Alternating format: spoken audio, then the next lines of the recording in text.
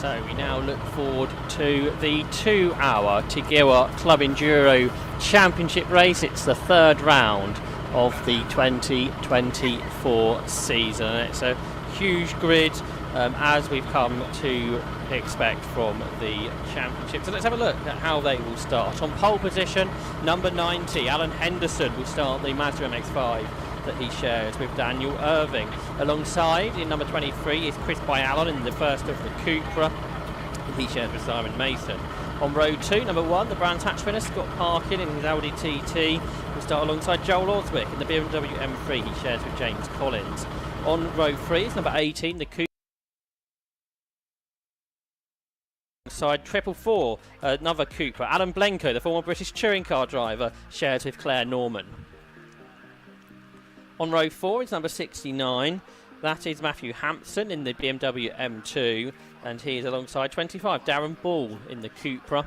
On the 5th row, number 82 is Alok Inyungar in his Cupra, and he shared with Ben Williams, starting alongside number 78. That's Matthew Stockford, the former Paralympian, in his Audi RS3 that he shares with Alan James. And on row 6, number 10, that's Rob Fenix, BMW M2, that he shares with Andrew Shepherd, alongside 22. That's Luke Browse, who races with Paul Browse in their Seat. Row 7 is number 34, that's Gregory Saunders and his Cupra, alongside the Class B pulses, number 8. That will be Chris Webster's Janetta G40, he shares with Matthew Tidmarsh. Row 8, number 83, the first of the Clubman Cup cars will be William Puttergill's Honda Civic that he shares with former Stock Catch champion Ryan Bensley, alongside 51, the Class B Championship leader Jonathan Packer in his Volkswagen Golf. And on row 9, 119, is Sandro Ballesteros in the Audi TT. He shares with former British GT driver Bobby Trundley. 76 is alongside, that's Michael Downey in his Porsche Boxster. Row 10, 168 is Simon Glenn. He shares with David Embry in their BMW M235i. And alongside number 195 there, the championship leader, the Class C pulses, is Sam Dennis in the Honda Civic. He shares with Ash Moore. And on row 11, number 97, the Mazda MX-5 and David Connell. He shares with Alex Wilkinson Hughes, and they start alongside 183. That'll be Edward Cook, who starts the Volkswagen Siroccos. He shares with Stephen Cook. Row 12, number 66, is the car of Johnny Hayes, the BMW. He shares with Paul Saviani, and 481 is alongside the BMW M3 of Ed Christie. He shares with Andy Gay. Row 13, that's 333, the Mazda MX-5 of Michael Hooper.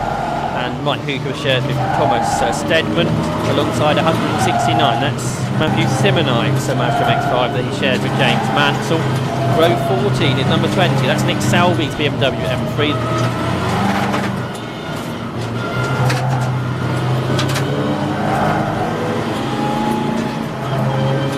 That he shares with former low-cost multiple race winner Tom Poller. Alongside his 16, that'll be Matthew Stenning in the Honda Civic, he shares with John Kearless. Row 15, 171 will be Semel Osman in his BMW M3, he shares with Senna. Alongside, the only other starter we're expecting, 316, that is Ivan Mayers, who will start his BMW Compact, he shares with Cameron Reid. After a couple of cars withdrew, we've lost the Mazda MX-5 Sparrows, and we've lost the BMW M4 of Paul Simpson and Richard Stanton. So it's a big grid as always for the Tiguera Club Enduro Championship. This is a 2-hour race where there will be a mandatory pit stop where everyone will have to stop for at least 3 minutes to refuel and change drivers should that be necessary, and that will come between 30 minutes and 105 minutes. So 30 minutes into the race, up to 15 minutes to go, and you cannot make your pit stop under safety.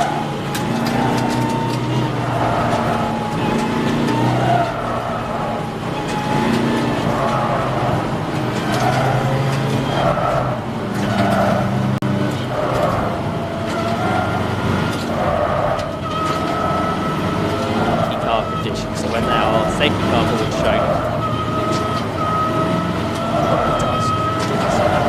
display between lots of classes, between lots of different chassis, manufacturers, so I'm really looking forward to this one, and we'll see who can get away with Henderson in his Mazda MX-5 gets the move done here, and it's done Daniel Irving himself. himself, put it on pole position. Chris Mohamed, Cooper TCR, do anything about that in towards the first corner. Always one to watch is that Audi TT, Scott Parker, the Darkside development. Obviously the Diesel Audi. So definitely one to watch. Scott Parkin has been quick behind the wheel of that machine. So we look at Golf. He says it's a big upgrade. It's much quicker, much more aero on the car.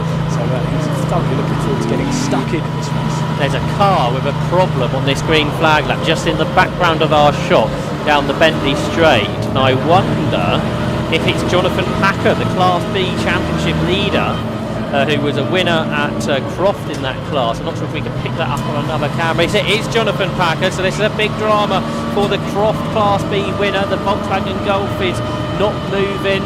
It's on the back straight, the Bentley straight. This also might mean we will need a delay to the start of this race. It would be a rolling start usually, but we've got this car that is stopped on the circuit, and it's such a crucial car. It's a driver that's second in the championship, Jonathan Packer overall, after that win and a second place. Ash Moore and Sam Dennis, the championship leaders, after winning Class C in both rounds. And the overall win for that Croft, that went to James Collins and Joel Oswick, and Brands Hatch. It was Scott Parkin, who, as you say, those two winners out on the second row of the grid actually. But are we going to get the start of the race here? Safety colours are still on, so that's not really a good sign. Marshals are on the circuit, so I think we're going to stop. Oh no, the Marshals decided that's not what they want to be doing. So whether we're going to do another lap or not. I would have thought it's probably going to be another lap, perhaps they probably won't stop on the grid. But I'm happy to be proven wrong. But the safety car's still ahead of them. The drivers will know that we're not racing this time around. The yellow flag's being waved at the bottom of the grid just to reinforce to drivers that we are not racing this time around. But of course, the cars at the front know the safety cars there. Those further back may not be so aware. So the yellow flags are desperately waving to make everybody aware that I think the safety car is going to stop, isn't it? The safety car is going to stop the cars on the grid. And we will try again once the Jonathan Packer car has been dealt with. But what a big drama that is for one of our main championship contenders. Absolutely, it's a crying shame, in fact. But we'll have to see. I mean, the fact that it's not made it round on the green flag lap, it's a bit concerning. But hey, it's a 2-hour race. If they can at least see if they can fix those problems and get the car running out there, perhaps they could get some crucial points on the board. But it depends how serious the issue actually is. Yeah, they're behind the recovery truck, so it's not going. This is a very rare problem as well for Jonathan Packer's Volkswagen Golf, a highly developed car. The Golfs have been really quick in Club Enduro, particularly in Class B, throughout the years. So here we really want to get that back to the pit lane, try and get that fixed so we can score some points. The recovery truck, though, on its way, so suggesting it might need to go onto the back of the flatbed. So we'll see what this also does about the race duration, whether we'll still get the full 2 hours or it'll be shortened slightly. But the clerk, of course, will be looking at that, and that would also, of course, slightly might adjust the pit stop regulation should that need to happen. The other thing about the pit stops is the cars that have been successful this year will have longer pit stops. So at Brands Hatch, it was Scott Parkin who won, so he will have a 30-second success extra pit stop. 20 seconds would have been for Ryan Parkin, his brother, with Dylan Brichter. That car broke yesterday. And 10 seconds for Darren Ball. The Croft winners, James Collins and Joel Oswick, didn't make Brands Hatch because the engine blew at another event. So they're now going to have to serve their 30-second penalty in this race. So we've got 3 cars, so cars 1, 4 and 25 is Class B. 83, the Brands Hatch winners, William Puttigill and Brian Benty will have a 30-second longer pit stop. Jonathan Packer, 51, should have a 20-second longer pit stop. I can't hear nothing. He's on the top or on the side? No, it's definitely on the side. Battery might have died. Ah, there we go. All good? Perfect. Thank you very much, mate.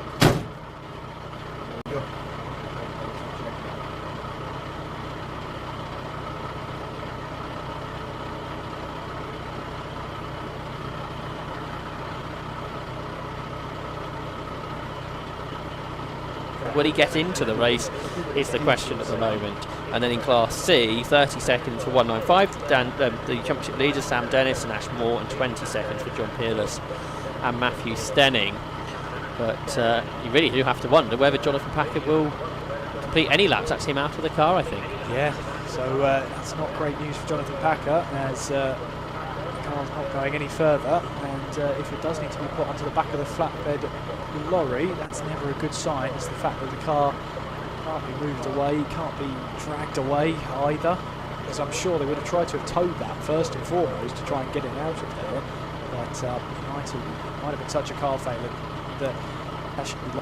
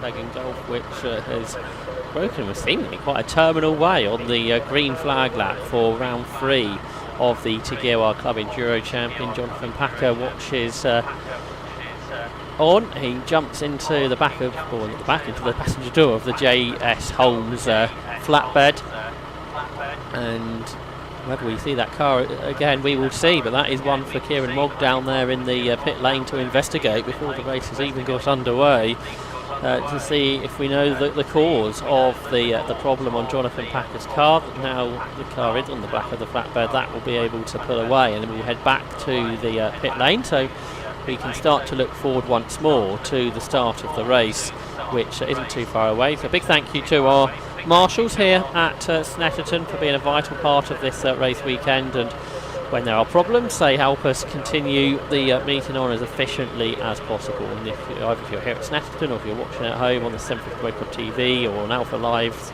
live stream with aimshot.com, if you would like to get closer to the action and be a vital part of a race weekend, marshalling is a great way to go. As much as the drivers wouldn't like to see you during the course of the race, they are very thankful when you're there to help out. So Jonathan Packer's car is going between the gap in the barrier. So now we can have a look at the grid, and it's the Mazda MX-5 then on pole position. What a remarkable little car that Daniel Irvin has put together. It was here at Snetterton 1 year ago. It made its actual racing debut. It's based on a Mark 1. It's sort of gone bodybuilding. It's got bigger, it's wider, it's got big wheel arches on it, and a great big rear wing. It's got a bigger, well, it's not so much got a bigger engine, but it's got a big supercharger powering an 1800cc Mazda engine, and it is super fast. There you can see it on pole position, ahead of TCR cars and well-developed touring cars. And it's small, isn't it, in comparison, even though it's a lot beefier than a Mazda MX-5 would normally be. A 2 minutes 1.588 in qualifying. That lap time is not much slower than a GT4 car lap time in British GT on full slick racing tyres, where these cars all run on treaded tyres. So it's a remarkable engineering effort that team have done with that car, as we are about to go on the green flag lap here. Yep, take two, as our drivers will now take us away onto the green flag lap. And as you said,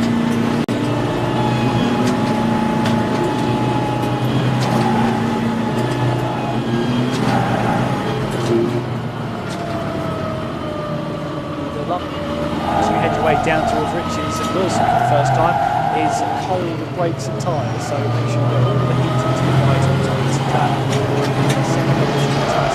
Cherry together, all the way to the that sums them up. Now these cars aren't as, you don't have to have an optimum temperature range, of course. You can get away with it slightly, but you'll find once you've got to the end of the morning, you're just really power machines to make sure everything is at the right temperature at the right time for the race start. Yeah, what you also don't want to do on the first few laps of the race and ruin your tyres, because you don't that often see tyre changes. Maybe the front wheel drive cars will change the tyres in the pit stops, but you've got to make sure you can do everything in 3 minutes. You don't want to lose time in the pit stops because you're doing things that aren't necessarily needed. So looking after the tyres throughout the 2 hours is important. And for Scott Parkin and a few others as well, Darren Ball, Wexton Saunders, they're going solo on what is a pretty warm day here at Snetterton. We've been talking to drivers that have been raced for 15 minutes. These guys, some of them are going to be out there for the full 2 hours, solo driven cars. We're a very, very respectable job. We're going out there for the full 2 hours, because at that point, in some cases, you get to see some rubbish.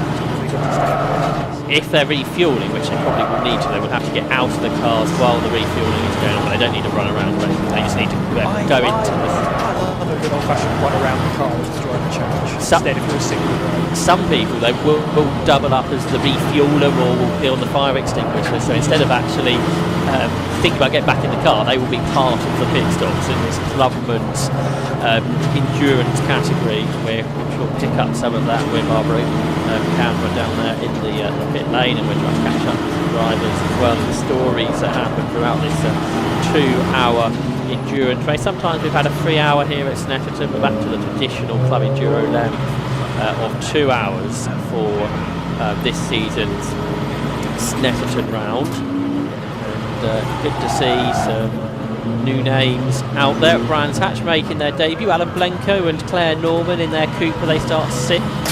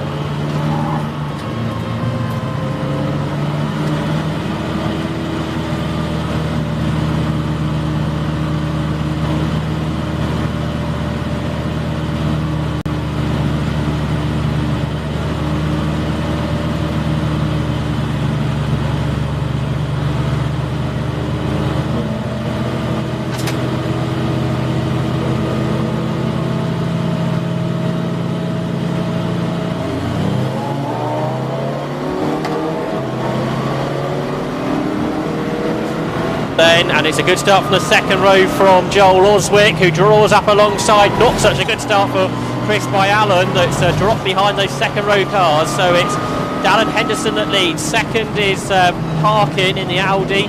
There's Blenko, who's side by side with Simon Major, the two third row starters. Down into the hairpin, then they go for the first time of Arsenal. It's the Mazda ahead of the Audi, ahead of the BMW. Then the front wheel drive Sayers come up next. Major up alongside Byalon. These two had a battle yesterday in the road sports race. You've got Alan Blenko having a look to the inside, but he can't quite make that. Great to have him back racing again this year. Darren Ball is there in 7th. A very good start from Matthew Stockford, the Class A Championship leader, due to a consistent first 2 rounds in the Audi. They're in 8th, and then the rest of the field flow their way down towards the hairpin for the first time. It looks like William Puttergill's taken the lead in Class B there in 83 in the Civic. Sandro Ballesteros has followed him through ahead of the poleman Chris Webster. So the cars then make their way down towards the left-hander at Hamilton after that good start, and a nice clean start as well for the TQR Club Enduro Championship here at Snetterton. And they're working their way around this 3-mile circuit, trying to get into a rhythm early on in this distance. There's one of the front runners in Class C. That is Dave Connell that starts the Mazda MX-5 Mark III. It's an MX-5 with a rather different kind out front, with Alan Henderson leading the way. I think for the first time it's in this car, Leader Racing Club Enduro. They got pole at Silverstone last year, but in the wet they fell away pretty much immediately. But they're leading, and actually, if anything, Alan Henderson pulling away from last year's champion Scott Parkin. Absolutely. Well, Chris Byallen, as you said there, great start down to the 4th place, but still have a good stretch that make up that lost ground for Chris Byallen. Into towards Murray's, then out to the final corner, back onto the centre straight. A really good launch there from Joel Oswick. Really got himself alongside, almost trying to make it 3 wide at some point on the lap there, down towards the first corner of Richards, and himself up to 3rd place. And Scott Parkin taking 2nd place away as well. As looking back there, that looks like 22. That's Luke Browse, who's looking for a move up the inside of Richards. He's got that move done. And the Class B leaders are right together. Chris Webster's gone back ahead of Ballesteros. There's Ballesteros has dropped to 3rd, but just ahead of them William Puttergill is going very much under pressure from Chris Webster, who didn't make the best of starts, but that 2.5 litre Duratec powered Ginetta G40 is very much getting on with things now and going after the class leader. And with their main championship rival being class leader, Jonathan Packer out seemingly early on, it's a good opportunity for Chris Webster and Matthew Tidmarsh there in the little Ginetta. Second in class to try and make progress. Class C, Dave Connell got to the front of that. He got ahead of Sam Dennis there at the start, and that should be a race-long battle to keep an eye on. Well, there's Greg Saunders, who had that moment on the green flag, but he's made good progress since. He has indeed. That was just got the inside off, which he is. So up the order, up the position. So recovering from that off of the formation, the second formation, I should say. We got ourselves going. Ballesteros then will be trying to just make sure he keeps that 1.68 behind. As I apologise, it's Salmon Fled right behind, and making their way through in towards Williams now, and back on the power then go down the Bentley straight as their way to the side, rolls on to the back of the Audi. Meanwhile then we've got Chris Webster then looking at more an outside movement, looking head away down towards Brundle. He's got that move done on the Civic, then moves himself up in position there. I think that was for 30 Class B. And the Class C leaders are side by side as well, so the classes is really competitive today. Sam Dennis was having a look around the outside of Dave Connell, but Connell hangs on then in the Mazda MX-5, the 2-litre Super Cup engined MX-5, then ahead of Sam Dennis in the Motion Motorsport Honda Civic. But the Class B leaders are still together. They were a little bit in Class A traffic too, with Rob Fenix and BMW, so they're side by side now as William Buttergill tries to come back alongside. They've got Greg Saunders who splits them through the middle on the way up towards Ritchie's corner, obviously with that more power being a Class A car. But can Buttergill get back ahead of Chris Webster here into Ritchie's corner? He cannot, so the Ginetta stays ahead. So it's still Chris Webster who leads Class B after making that move that Kieran described down the Bentley straight on lap 2 then. So it's the Ginetta back ahead. always a bit sketchy when you go pretty wide down the centre straight there, but they all managed to negotiate their way through very, very well indeed. David Connell with the number 97 running very deep in towards Wilson there. That allows the 195. That's Sam Dennis in the Civic to try and get alongside. And just behind them.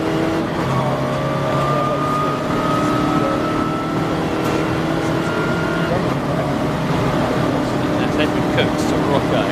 He's a Class B car. The other two are battling for the Class C lead. So we saw the Class B leader side by side. The Class C leaders are side by side now as the Motion Motorsport Civic goes up the inside and Sam Dennis reclaims the lead then from Dave Connell. And now they've got the Sirocco of Edward Cook getting involved in that as well as they go up towards Richards, and he splits the Class C cars awkwardly for Dave Connell. I'm sure that is exactly what Dave was looking for, the West Midlands driver, former MSVT Track Day Championship Class champion, now moving up into Club Enduro. And just lost touch then with Sam Dennis, the championship leader, the double winner this season in Class C with Ashmore. So that battle will continue on down the bend. These early battles.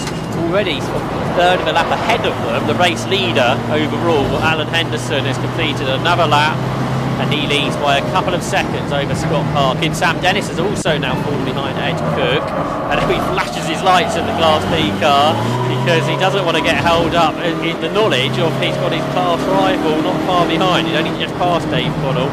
So a good battle between the sort of the high tin top, the Honda Civic, and the much lower slung Mazda MX-5 behind. Flashing lights can mean many things in many contexts, but I think in that case it was please don't hold me up. That was a little look down the inside from Dave Connell there in the 97, trying to find his way past, but no during into the tires there, and they're making out on towards the centre straight. Just a little bit of momentum trying to make a move down the inside, and that's about 6 or 7 car lengths making towards Richards, so not ideal for Dave Connell. He's got the pace about him to try and close up again. There's the race leader, that's Alan Henderson in the AK Engineering Mazda MX-5 that he will share with Daniel Irving into Williams. He goes, he's 2 seconds ahead of the Brands Hatch winner, Scott Parkin. So up over the curves, 2:03.6 as his best lap of the race. In third position is Joel Oswick in the BMW M3 that won at Croft. Fourth is Chris Byallen's Cupra. Fifth is Simon Major in an all-Cupra. So all the Cupras are next, aren't they? With Darren Ball and Luke Browse and Alan Blenko and Alok Indycar all together. So 4th, 5th, 6th, 7th, 8th and 9th are the TCR spec cars, but they're all being headed by these 3 sort of home-built and developed racers, the Mazda MX-5, the Audi TT and the BMW M3 with Joel Oswick starting to come under pressure now. Joel, a former champion when he won in Class C, coming under pressure from Chris Wyallen and Simon Major as they turn their way up through Coram Curve and into the final corner and about to complete 4 laps. Indeed they are. So looking to try and extend his lead, but Scott Parkin looks like he was closer on that last lap, and he was. He closed in by about 6/10 of a second on that last lap as he just watched on third place there. That was Oswick by Allen, closing onto the back of Joel Oswick as we make our way through towards Wilson now. Keep an eye on it and see if there's any change of position. We've got a battle for 6th place between Darren Ball in the Williams Motor Company livery Cupra, just ahead of the similar car of Paul and Luke Browse. It's Luke who's started the race today, the Stowmarket glass car. Alan Blenko's been dropping back at the start of this race. I wonder if it was Claire Norman who did the timing qualifying. So he's dropped behind Alok Indycar in the Ben Williams car, and Matthew Stockford as well. Matthew Stockford, the multiple Paralympian medalist from the 1990s. I think it was a skiing event he did back then, but he's moved to motor racing last year, and he's the Class A Championship leader coming here to Snetterton after a couple of 4th place finishes. They've been consistent, Tui and Alan James in their Audi RS3. Here's the Class C leaders, they're still together. Sam Dennis is not able to pull away from Dave Connell here. At Croft, that Motion Motorsport Civic was pretty dominant, but although they did win at Brands Hatch Autos,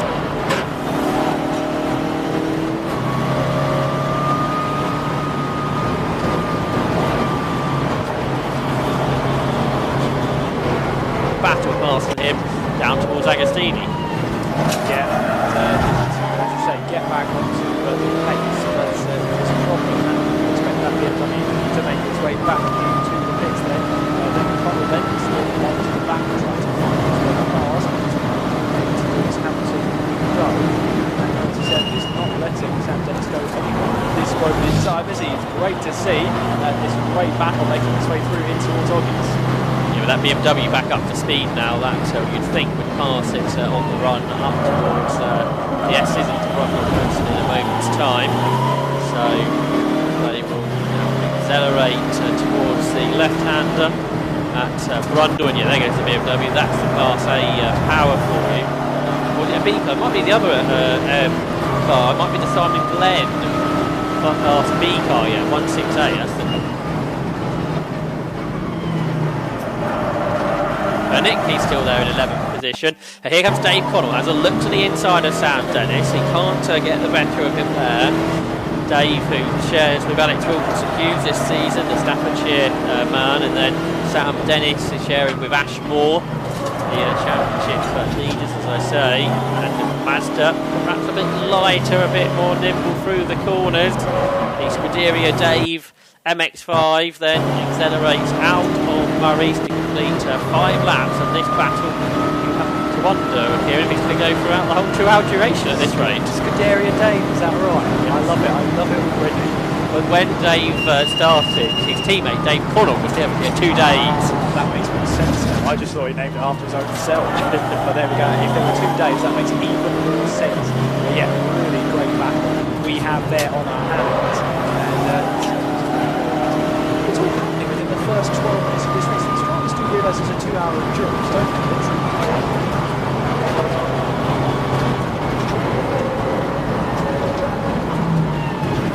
Now it's all clear of Chris Byallen, and he's going after Scott Parkin. Scott, last year's champion, the 34-year-old from South Yorkshire, the owner of Darkside Developments, who we thank for being an associate sponsor of the Club Enduro Championship. So they've won, as Kieran said.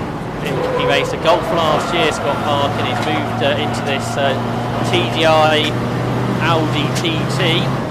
And he's just 1.2 seconds away from Alan Henderson, so the gap has been coming down. But the quickest of all of them over the last couple of laps has been Joel Oswig, who's there in 3rd position. They've got that E30 in the oldest car on the grid, 2 lap. That was started by Semmel Osman. And then not that far behind, you've got Chris Byallen and Simon Major, so really it's 5 for the lead at this point. Brilliant stuff. These early stages may continue. Let's see how leaders then make their way through in towards Palmer, and the exit then. The next couple of laps, so going by the last lap time, it was 2:05.3 from Henderson, 2:04.3 from Parkin, and 2:04 flat from Oswald. So they're all sort of gathering up together.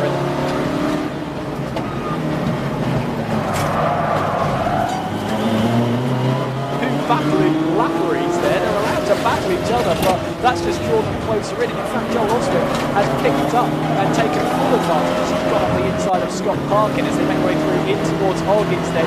And this lappery, Scott Parkin has to take to the grass, and this Joel Oswald has to go around the outside of a little bit of lappery there. So Scott Parkin not only loses out to 3rd place, but gets a little bit of grass on the Audi as well. Down the long back straight then of the Bentley straight. I was trying to see if Scott Parkin was flashing his lights there. I think he may have been, well, the side lights at least, and this has brought Chris Byallen into this as well, so this has got pretty competitive. And as you said, they caught the traffic just as they were side by side at the most awkward corner probably to catch anybody, especially on the infield. So that got all quite dicey, but it's allowed Joel Oswick to take 2nd in the BMW from the Audi of Scott Parkin. But this is what endurance racing is all about, multi-class racing and working your way through the traffic quickly, effectively, but safely as well. So there's the Darkside Motorsport, Darkside Developments Audi TT of Scott Parkin. He's dropped to 3rd, but it's still the AK Automotive with Mazda MX-5 that leads. Alan Henderson completes 7 laps as the race leader, but the top 4 are separated by, top 5 rather, are separated by 3 seconds. This is super competitive. Now all the other races today have been 15 minutes. This would be the last lap in their race, but we've got 1 hour and 45 minutes to go, and Scott Parkinhead's having a look to the inside of Joel Oswick, who brakes a bit late, slides a bit wide. So the front wheel drive Audi that produces 340 brake horsepower tries to draw alongside the E56 M3, can't quite do it, so Joel Oswick hangs on to second. This is great racing though. Great racing indeed. Joel Oswick just taking full advantage of that little bit of Lapry. The Lapry giveth and the Lapry taketh away is the phrase we go by. Joel Oswick then taken to the inside. There's a bit of Lapry to deal with on the outside as we make our way through in towards the attack on Agostini. Back on how we go. I think that's the Robinson time there to Matthew Simonite in that Mazda. They're just making their way through. As you say, top 5 seconds, just over 3 seconds when they're on the last time round. Really great to see in these opening stages of this race. So lap number 8 of the race, parking back on turns with Oswick at the point of the lap where Parkin had to go grass tracking, and he's now trying to move up alongside Joel Oswick down the Bentley straight they go, and has the Audi got enough power to draw alongside them really, these two.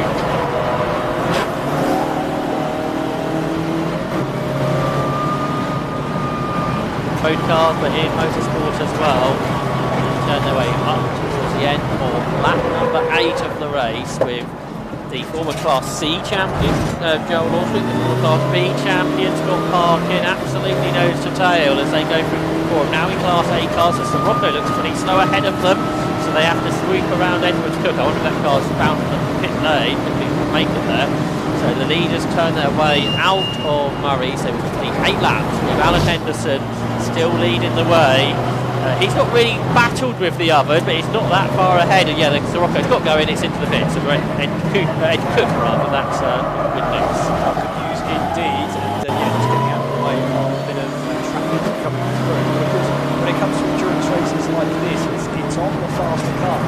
It's their responsibility to get past the Lapry safely. So it's not a case of the Lapry has to jump out of the way. It's meanwhile then, as I'm going to interrupt myself, Scott Parkin tries to go around the outside here as we head away through in towards Palmer. Got a really good exit, coming out of Wilson, and he's now got himself ahead into second place, ahead of Joel Oswick. And then on the short run down towards Agostini, perhaps Joel Oswick isn't close enough. He certainly thinks he'll move down the inside, decides to go and fill the mirrors of Scott Parkin. Scott Parkin vastly experienced when it comes to battle. He's not to be fazed by something like that. So Parkin back into second position, then the former Turismo X champion and then Club Enduro last year, and they join this new sequential gearboxed Audi TT, new development for the team this year, putting the gearbox on the car. Is up then into second position once more, back ahead of Joel Oswick. It's still ahead of the two Cupra, driven by Alan and Simon Major as well. They accelerate up towards Brundle, where the AK Automotive Mazda is. Alan Henderson, the race leader, 1.8 seconds ahead at the start of the lap. There's a Major who was in contention in road sports yesterday. It was Chris Allen who took that race yesterday. He's joined by Simon Mason today in Club Enduro. So up towards they go. These 5 were a long way ahead of everyone else. They've got lots of pace. But if it's this competitive, this is really going to affect both Joel Oswick and Scott Parkin with their longer pit stops that will have to come up in the middle part of the race. So that will be a strategy that they will be thinking how to best to deal with that, as they've got more traffic, as is always the case in this championship, more traffic to deal with, including the 333 car, the Tom Stedman and Mike Cooper Mazda MX-5 with Scott Parkin just has to slide up the inside of him out of Richie's corner and down into towards the hairpin once more. Already out of the hairpin, the race leader, Alan Henderson. Yeah, relishing the fact that Scott Parkin and Joel Oswick are battling behind him. Back down to 1 second. Scott Parkin, and if he's made the move, he's going to quicker on that last lap, and for the Lapry to deal with as well for Henderson as he manages to get on the inside. That goes on the rotation for the Civic racing behind them to get a move up to the inside there. That looked like that was right. 16, it's 16, Matthew Stenning. That's the back of the third in Class C with Johnny Hayes. As you say, Stenning's gone through, and then the traffic comes, the cars that are lapping them, trying to come either side. This time for Joel Oswick, I don't think it's worked out as well as it did a few laps ago. He's got caught on the wrong side, but he's now dealt with it okay. And that's going to give Johnny Hayes a chance to come back alongside Matthew Stenning in the Honda Civic FN2. And now here comes By Allen and Pager as well. They've just about found some room to pass those two cars. I don't even remember the traffic being such a big factor as it has been in this race. So it's an early point for Club Enduro, and through now goes Major up the inside of By Allen to get 4th place into Brundle. I think it just shows how competitive the classes are. Everyone's battling for somebody, so that means when you catch the traffic, you've got not just one car in the fastest time, but normally a couple. Absolutely, and that was a really good experience driving there from Tarmac Major to spot the gap and get itself up the inside of the number 23 machine. For 3rd place, makes its way onto the centre straight, making their way now across the start-finish line. Meanwhile, then there goes Simon Major, who looks around the outside of Joel Oswick. Then, as we head away in towards Richards, then can he hang it around the outside? Then, as we make our way through in towards Richards, yes, he can. He's got that move done. Really good lap then from Simon Major as he's got himself up into 3rd place. Joel Oswick then wants to have a move down the inside here. So that's a good deep there from the 3rd place driver then.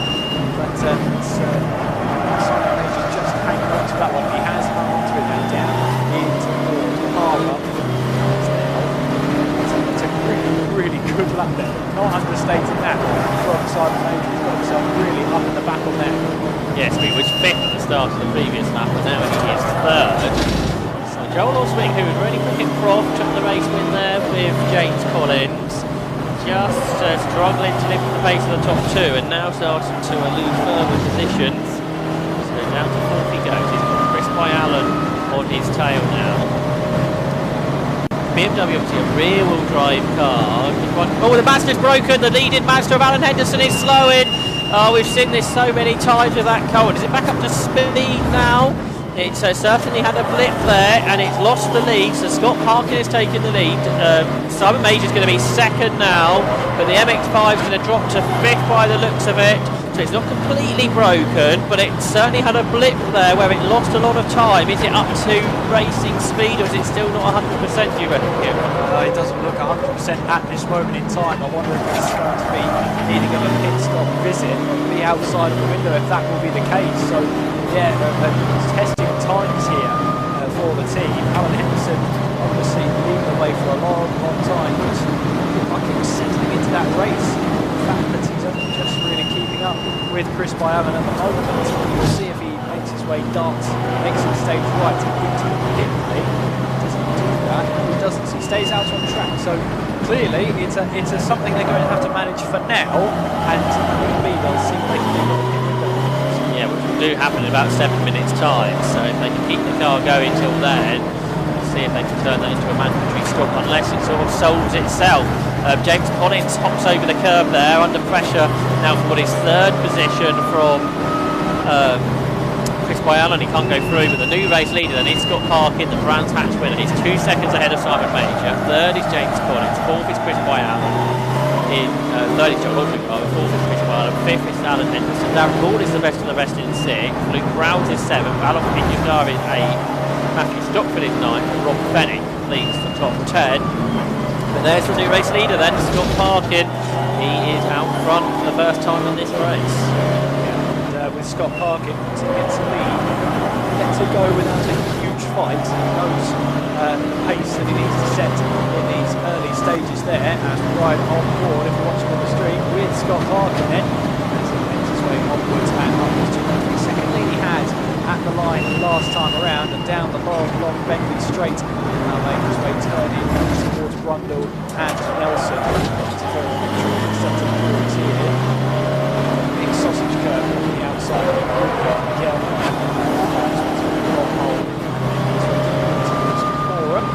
And yeah, he's got a little bit of lapping up ahead of him as well to do.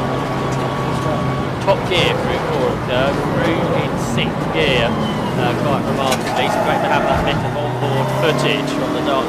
developments. Audi TDI from Scott Parker, a 340 brake horsepower diesel engine car from the South Yorkshire specialists. An Audi TT from 2017 that was a Volkswagen Racing Cup car that was built originally by Slide Sports, but Darkside developed and converted it over to the TDI engine and have further developed it into this car that has been so fast this season. Set a new road sports lap record yesterday. Leads by 2.5 seconds over Simon Major. The MX-5 back up to speed and back on terms with Chris by Alan ahead. So it was a blip seemingly on lap 11. And Alan Henderson back up to speed. So the top 5 separated by 6 seconds. We just got a brief view there of the Class C lead battle there in second place. You can see now is Dave Connell, who is 1.9 seconds behind Sam Dennis, who continues to lead the way. But Sam Dennis and Ashmore have a much longer pit stop to serve due to their race win last time out at Brands Hatch. So Connell can stay with him. They're absolutely in contention for a class victory here at Snetterton. So there are the two Class C leaders heading down towards the hairpin. Class B, by the way, that's being headed by Chris Webster by 8 seconds over William Puttergill, with Sandro Ballesteros in third. Class C, the smallest lead gap of any of the classes at this stage. Into the left-hander they go, the Honda Civic Type R. There, the Motion Motorsport run car, which is also third in the Clubman's Cup for pre-2010 cars that don't have a sequential gearbox. That class being led by William Puttergill. But an early pit stop for Alan Blenko. Alan Blenko has made his way into the pit inside the car. Didn't have the pace that had in qualifying. He was dropping down the order, and I'm afraid into the pit lane comes the 47-year-old from Wiltshire, who started racing with the 750 Motor Club 25 years ago in Stock Hatch before winning the Ford Fiesta Series and then racing in the British Touring Car Championship. A real shame for Alan Blenko. Another pit visitor, I think he's the third early pit visitor in this race. Absolutely. It's obviously trying to hang it out to see if we can make it to the pit stop window as there's a position there. Perhaps just that's the sound that is getting down the inside of it. It was on a weird line. I thought there was a problem, but no, it was just with the traffic. So I slightly overreacted to what wasn't a problem in the end for Sam Dennis. All under control from Sam Dennis.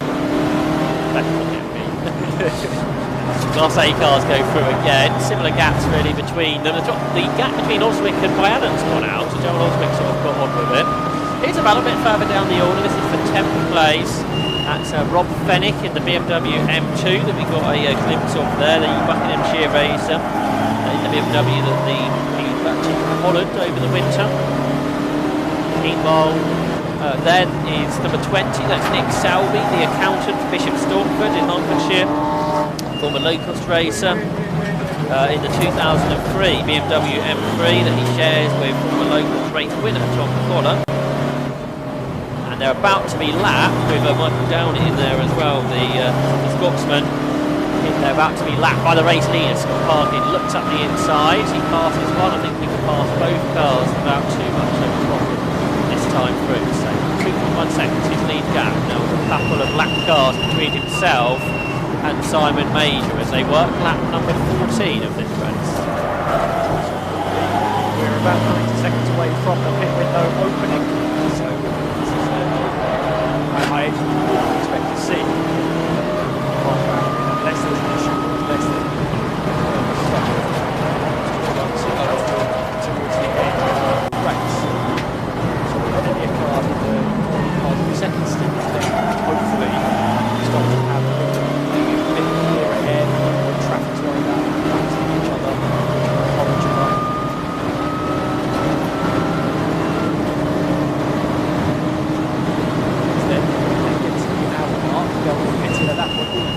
Up there for the number 34, so that's Greg Saunders who's trying to find his way through down in towards Agostini. He's behind Rob Fennick at the moment, and that means that it's from 9th, so 10th place in Class A. Yeah, it's really Greg Saunders really having to work hard on that pop-up. Just shows how hard he's pushing. Yeah, it is. I think his Tom Enduro debut today was behind him as well as Matthew Hampson, the other M2, so left 2 ahead of him. And one behind him, Rob Fennick in the Speedtech Motorsport car. And then you've got the Matthew Hampson ASR Motorsports machine just behind Greg Saunders. But to have a couple of the M2s. These are I think the latest BMW sort of entry-level racing car that you'll see race in the Nürburgring, in their endurance series, and in the 24 hours there, in their own class. So great to have them part of Club Enduro, I think, for the first time this year. So they turned their way into forum within 10th position. Ron Fennick, the 45-year-old from Buckinghamshire, who finished second last year in Class C and is upgraded to this Class A M2 CS racing car for this year. So the pit window has indeed opened. So anyone that pits now can make it their 3-minute mandatory stop. Some of the tactics will come down to how big the fuel tank is, how efficient the car is, and how long you can go on a stint. You obviously don't want to run out of fuel at the end of the race.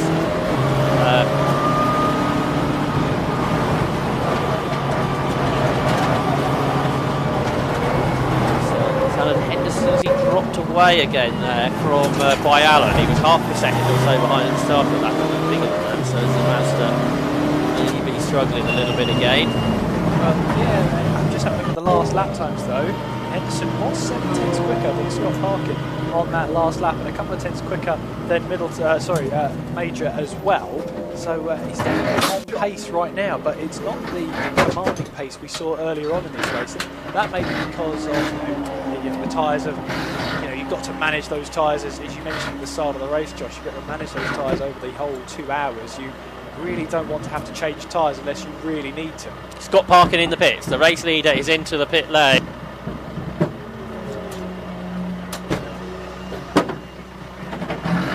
Early, that's the tactics they've gone for, and they should lose a full lap here in a pit stop.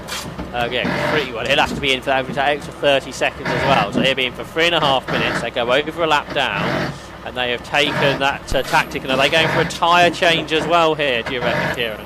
They're just checking the brakes right now, but that looks like the same tyres going back on that I can see. But yeah, a bit of adjustment at the front of the car as well. There's only a limited amount of personnel that can work on the car at any time. So Scott Parkin stays in the car. He's having his chat with his engineer just to make sure everything's all good. That's Club Motorsport. There's some duct tape just in case as well. A roll of duct tape in hand just in case anything is needed. But yeah, it's up on the jacks, and the team are getting to work, and the fan at the front of the car to just cool down the car whilst it's stopping.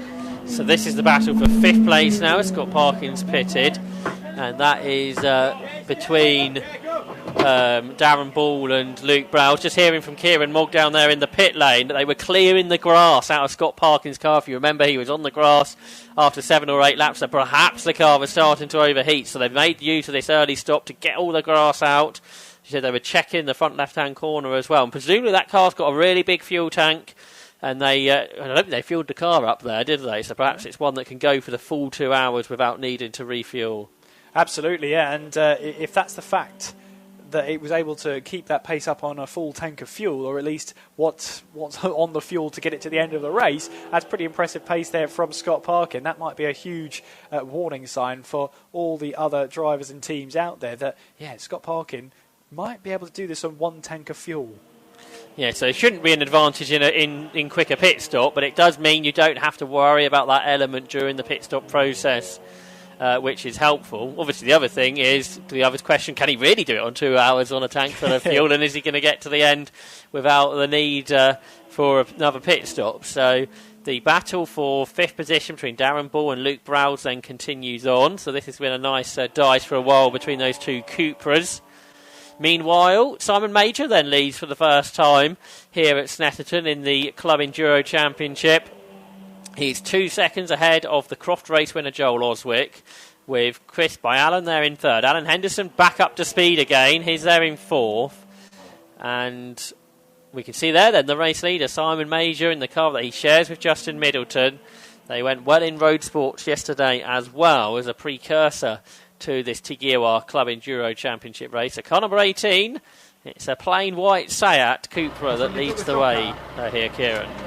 Absolutely, indeed. As just another one, a Class A car in the pits is the number 20. So Nick Selby is going to hand over to Tom Collar to take it to the end of the race. So Tom confident then that he can last out the 80 so minutes that he will be out there for to get to the end of the race. And yeah, that's a driver change that's early, so perhaps there that Tom Collar is the weapon that they need to get to the end of the race. The Alan Blenko car has got an electrical fault, which is cutting the throttle, I'm hearing. There goes Scott Parker, he's about to go back into the race, but just get that update from Kieran Robb. Yeah, it's an electrical fault which was cutting the throttle of Alan Blenko's car. The mechanics are currently fixing the car, and Claire Norman will be getting aboard that. Now, that's the thing, so that 444 came in before the window opened, so they will need to still serve a 3-minute mandatory stop after that.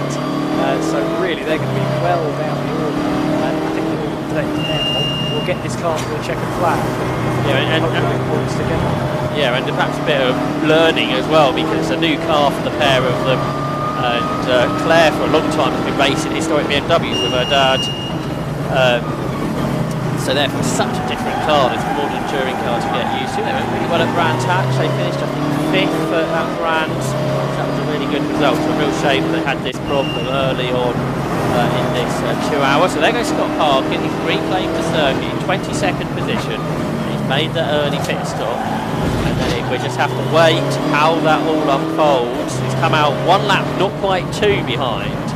So he had to stop 3 minutes plus that extra 30 seconds. So yeah, that's sort of 2 and 2.5 laps, isn't it? So that 3/4 laps. So that makes sense to why not that far behind him on the road is Simon Major, who has lost the lead, hasn't he? Because Joel Oswick is ahead. We didn't see that happen, but it's happened at the start of the lap on lap number 18. Then Joel Oswick has got himself to the front. So he will become the 4th different leader that we've had in this race. Brilliant stuff. And yeah, that was away in the number 4. And he's got that success penalty as well, but he hasn't got as much as Simon Parkin, so he'll be trying to, it's 10 seconds he's got in that back pocket, but he's got 20 seconds to serve extra as a success penalty. Sorry, no, 30 for both Oswick and Parkin. They've won the 2 races, and because Oswick and Collins didn't compete at Brands Hatch, they'll carry that 30-second penalty forward. So because they were both racing at 30 with no penalties, success penalties for the other 3 that are involved in this lead battle. So they've both got lots of time to find over the course of this race, especially with how close it is. Absolutely. Well, that just adds to the drama of this race, doesn't it, really? Important bit to see how it all plays out. 1 hour, 22 minutes on the clock, pending well and truly open. We've also had the 171 in the pits then, so that's Semel Osman handed over to Senna Osman in class. Yep, that's right. That's the E30 M3, one of the oldest cars. Really well prepared BMW as well. So that was a very slow lap for Major when he lost the lead, a 2:06.8. So he's only forward 1.8 seconds behind Joel Oswick. So there goes Joel, the recipient of the John Miles Award in the past for the 750 Motor Club, for the most promising young driver in the racing club, which with a financial reward. There's the battle between the 2 M2s. So interestingly, I think it looks like the Hampson and Schultz car, that's got a big wing on it, which wouldn't have been standard in the M2. You can do that as the development category, as long as you stick to the regulation. Whereas I think the Rob Fenix car is probably that like standard M2 CS racing car that you can find on the continent. There it is, number 10, Rob Fennick, who he shares with Andy Shepherd during the course of this race. Another car that's pitted is 168, that's Simon Glenn, who has raced the Nürburgring 24 hours on 4 different occasions, including finishing on his last podium before. He's out in the slightly earlier M2, the M235i, which is another BMW Motorsport built car for the Nürburgring races. Simon Glenn into the pits, he will hand over to David Embury during the course of their pit stop. Meanwhile, this battle for what is 10th position between these 2 BMWs carries on up across the line. There is Matthew Hampson, who will hand over to Andy Schulz, the former Brit car champion. Yes, there's 2 been battling right from the very get-go, down towards Wilson. Go. Power, Fennick doing Matthew Hampson for what is right now 10th place in class, 2nd place in Class B. Will Puttergill has brought the 83 into the pit, so he'll be handed over to Ryan Bentley after that 3-minute stop. Yep, so there they are in the pit lane. We can see now the Cantor Holland liveried Honda Civic, the Motion Motorsport team go to work. Will Puttergill that gets out of the car, the 40-year-old from Nottingham, who previously raced in the Type R Trophy before being a class winner in road sports, and he won his championship within Britcar last year. They've got a K24 engine in the car, the Motion Motorsport one. You can see the car being refueled now, and there has to be a member of the team with a fire extinguisher just to make sure everything's happening safely, which it is. I think we'll hand over to Brian Bentley, who won the I think the 2009 Stock Catch Championship with the 750 Motor Club. So it's great to have Brian back with the club again this weekend, as he was at Brands Hatch where the pair took the Class B victory. So Brian, really quick driver. Let's see what he can do about the Ginetta that's led throughout the duration so far. Meanwhile, there's battle for 5th out on the track. Darren Ball just ahead of Luke Browse. Yeah, Luke Browse was looking left, looking right, down towards Wilson. Couldn't quite find a way through. Will he try and find a move? Once again, he tries that tactic, goes inside, then looking for the outside route now, going in towards Agostini. Get back onto the power, looking to try and get the better run out of Agostini towards Hamilton. Decides to tuck into the toe that Darren is creating right now, and that is a problem for the number 90. That is that Mazda. Alan Henderson jumping out of the car. He's out of the race. Yeah, that's right. I think that's on the infield. There's double possibly. yellows down towards Hoggins there. Yeah. So it's probably... Yeah, I can just see him actually just by the marshal post out of the window. This is so pointing always works good on radio. Alan Henderson then out of the car. We saw the blip it had 20 minutes ago or so after it led, and I'm afraid the MX-5's only lasted 40 minutes. It's an awesome car. It's a great bit of kit, but it is a bit unreliable at times as the team continue to work out the gremlins. A Mazda MX-5 Mark 1 was never made to go that quickly. It's going about 20 seconds a lap faster than the cars in the MX-5 Cup, so it goes to prove what they've done with that car. It's a great feat of engineering. Just got to work on the reliability, and once that's there, I think a really good result is going to come. But I'm afraid for Alan Henderson out of 4th position. He has retired the car out of Palmer, so there were double waved yellows there. Hopefully the car is in a safe place. We'll keep an eye on those yellow flags, and I think in a moment we will be able to hear from Kieran Mogg, who has lined up an interview, or he's lining up an interview for us at the moment down there in the pit lane. Scott, yeah, I'm rubbing my hands together, so we'll hand down to Kieran Mogg down in the pit lane. Who have you found, Kieran?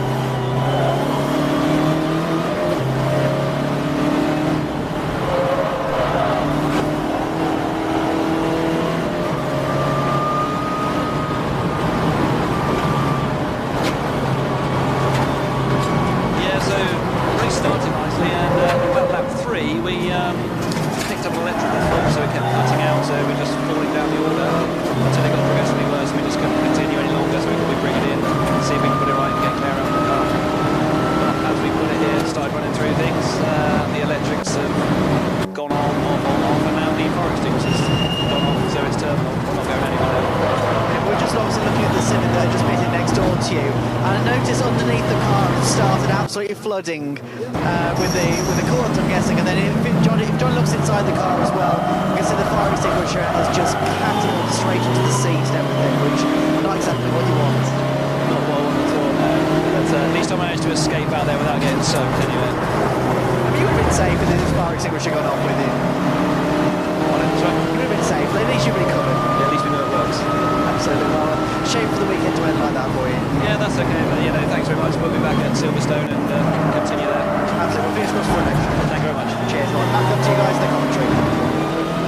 Thanks, Kieran. That is quite what we were expecting, I don't think, from the pit lane. Unfortunately, quite a dramatic moment for the Alan Blenko and Claire Norman duo. So it's great to have them in the championship and not their way that they expected this race to go. No, I was expecting retirement due to a fire extinguisher. That's a new one in my book. But there we go. As we enjoy for what is now 4th place in class. Of course, with the pit stops happening around them.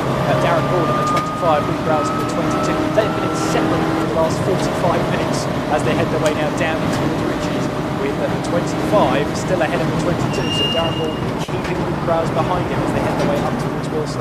Yeah, both long-term club enduro racers.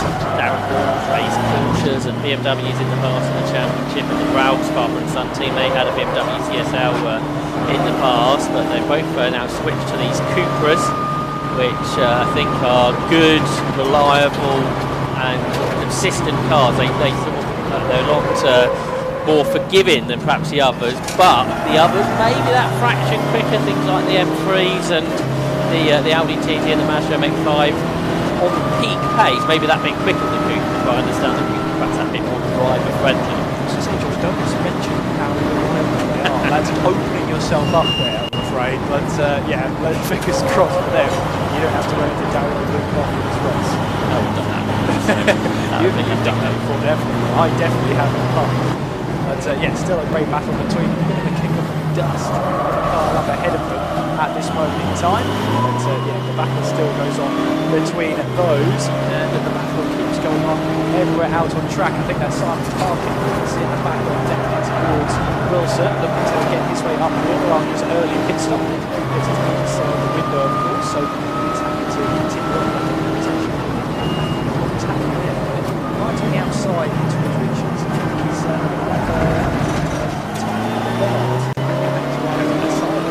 I can't tell if that's outside of Richards or the outside going into Wilson.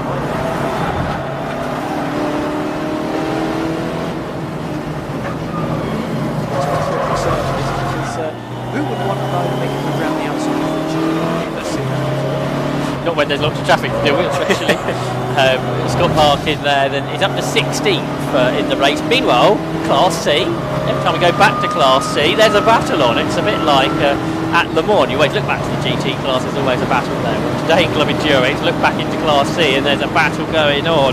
And they're about to lap the Matthew Simonite Mazda that's going to go a lap down, which is part of their category. But such is the pace that's been shown by Sam Dennis and by Dave Connell in this opening stint. They're going to put that car a lap down. But this has been a great stint by Dave Connell, the design engineer from the West Midlands. He's only in his fourth season of racing in this car that he built back in 2020. He's upgraded it with this aero package. And it's got a homemade carbon fibre splitter. It's got rear wing support, and panels all designed by Dave. And it shows how well this Mazda MX-5 goes. Keeping up with that Honda Civic, dominating this year really, Sam Dennis. In Class C, it's the championship leader, and just actually being passed by Scott Parkin for position. So Scott Parkin will move up a couple of spots. Not that that will worry the Class C lead, as they are battling amongst themselves. They've probably got a little bit held up though, lapping the Matthew Simonite MX-5, the car that runs I think 100% on synthetic fuels. So that's a great innovative, which to be ever more important in motorsport going forward throughout this decade and further into the future. To a car running 100% on P1 synthetic fuels, which are fossil free. Indeed. Battles out on track then.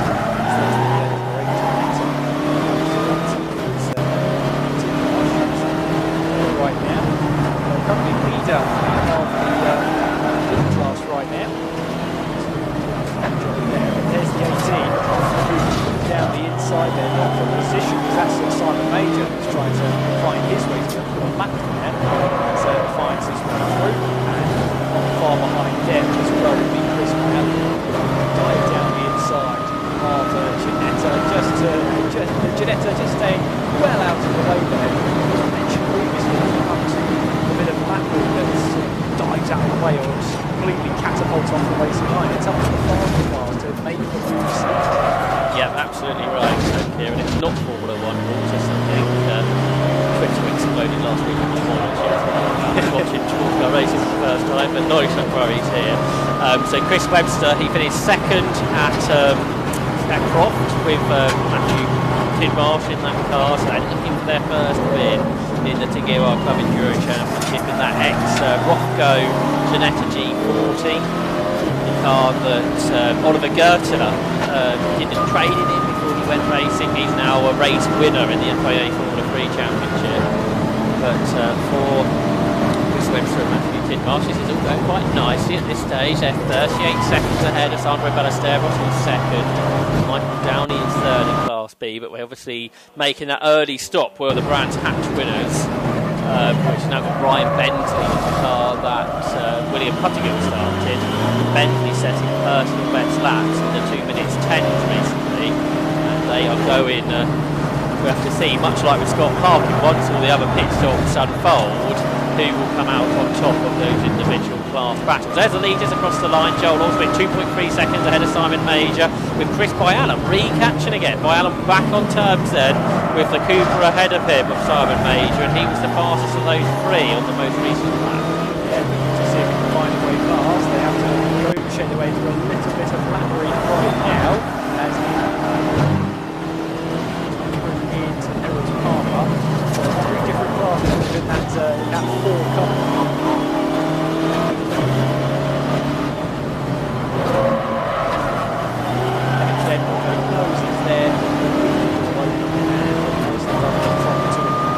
So that means everyone up to 9th place has been lapped now, with Bennett going down.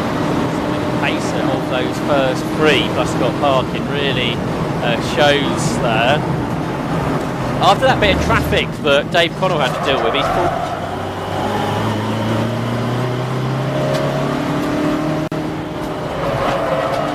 6.41 as his new best lap in Class C, and that is a new lap record in Class C, a lap record that stood, I think, for about 6 years. So that's an impressive lap time that Sam Dennis has just done in that Honda Civic.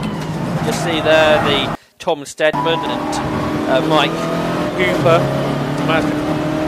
from X5, the 333 racing car from 2009.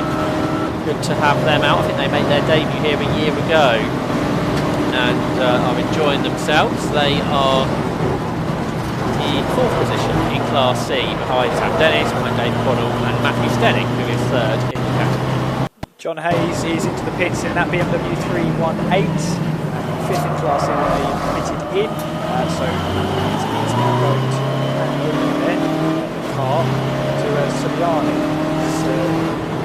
Sorry to interrupt here, and there's a drama in Class B because Chris Webster has not come through, I don't think. He's dropping down the timing screen. He's not in the pit lane as far as I'm aware. So that means this Audi TT has taken the lead of the class. Sandro Ballesteros in the Racing with Autism Audi TT leads Class B. And what has happened to that Ginetta G40 that had such a big lead previously?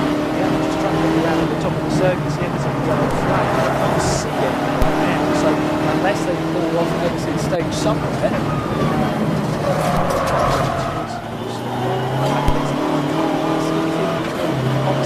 right now, so it's a mystery we may have to solve.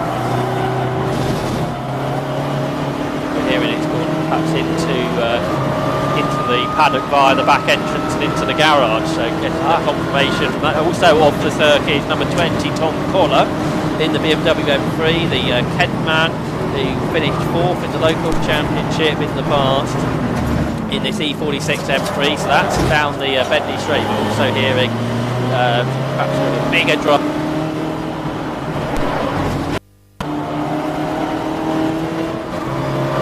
on into the garage, and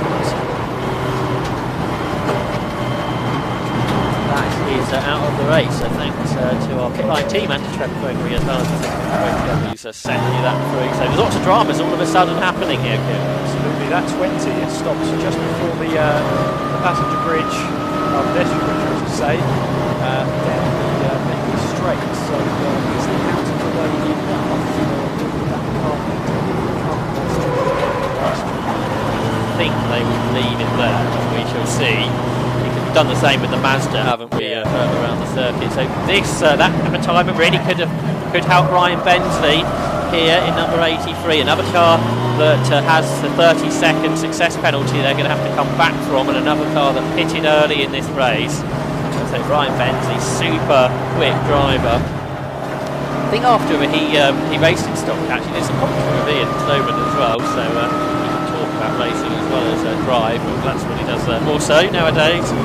He returned to Civic Cup racing recently, and now it's great to have him out in Club Enduro with Will Puttergill. The teammate car, the other Motion Motorsport car, well, that still leads Class C by 6.6 seconds over Dave Connell. And again, they've got this 30-second success penalty, and they're certainly not 30 seconds ahead, 6.6 seconds. Anyone who have a good mash, I hope you'd be able to tell that 6.6 seconds is less than 30. So therefore, the Mazda really is in the driving seat at this stage. We've still got just over half of the race to go. And 55 minutes of racing so far, and now 65 to go. Yeah, a couple of teams have pitted in A class. It's number 10. So Rob Fennick is going to hand over the machine to Andrew Shepherd. So that BMW M2, Andrew Shepherd is going to be in there. And there is the mystery solved then. These cars being out of the race, straight into the garage. So it missed the so that's an interesting one. It dumped up. I don't know if it came in via the back entrance, because there are a few places at Snetterton where you can pull off and get into the pit lane via the back entrance. And Chris Webster having a look. He's even got the Rothko Golf liveried overalls to go with the car, so that's fantastic. The car that he shares with Matthew Tidmarsh, and perhaps we're here once they've investigated what the problem is with Kieran Wong down there in the pit lane. Meanwhile, second and third are nose to tail now, heading up towards Coram Curve. Simon Major and Chris Allen. They had a good battle in road sports yesterday as well, didn't they? And they've just continued that on throughout this opening hour of Jaguar Club Enduro at Snetterton.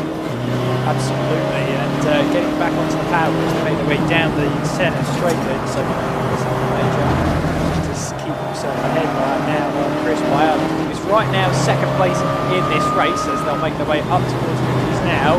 Still lines of stern right now, but there is a safety car. So be prepared, and yeah, the doors have gone out, haven't they? So the safety car is out, and you cannot pit. So the pit lane is now closed. Anyone that had already come into the pit lane, such as number 16, Matthew Stenning, they can continue their pit stop. And this, I think, is why Scott, or another reason why Scott Parkin pitted early. I think he's managed to keep ahead of the leaders, hasn't he? So instead of being about a lap and 3/4 behind, he will be just 1 lap behind. I'm sure that's a big advantage to Scott Parkin for making that early pit stop. Absolutely. So, yeah, only as Scott rolled the dice there, but of course had to get the grass out in front of the car as Kieran Wong down the pit lane, alluding to us. So it's worked well so far. There. Neutralises the race for now, as you said, the pit lane is closed. It's the alternator that's gone on the Ginetta, so that Chris Webster's figured it out. Not sure how easy of a fix that might be during the course of the race. Obviously, it's pretty terminal from a result point of view.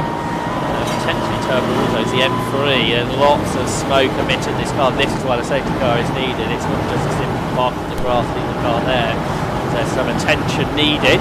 Here's the Matthew Stenning and John Peerless pit stop, and this really put the MJ Motorsport car into contention. And this is what I was telling you about earlier. It's the two drivers getting involved with the pit stop. It's a proper clubman's effort there, particularly in the Class C competition. Absolutely. So fuel going in then to top up. So because they were in the pits before the safety car was deployed, they are allowed of course to complete their 3-minute mandatory pit stop. Fuel goes into the car. Strapped in, ready to go. The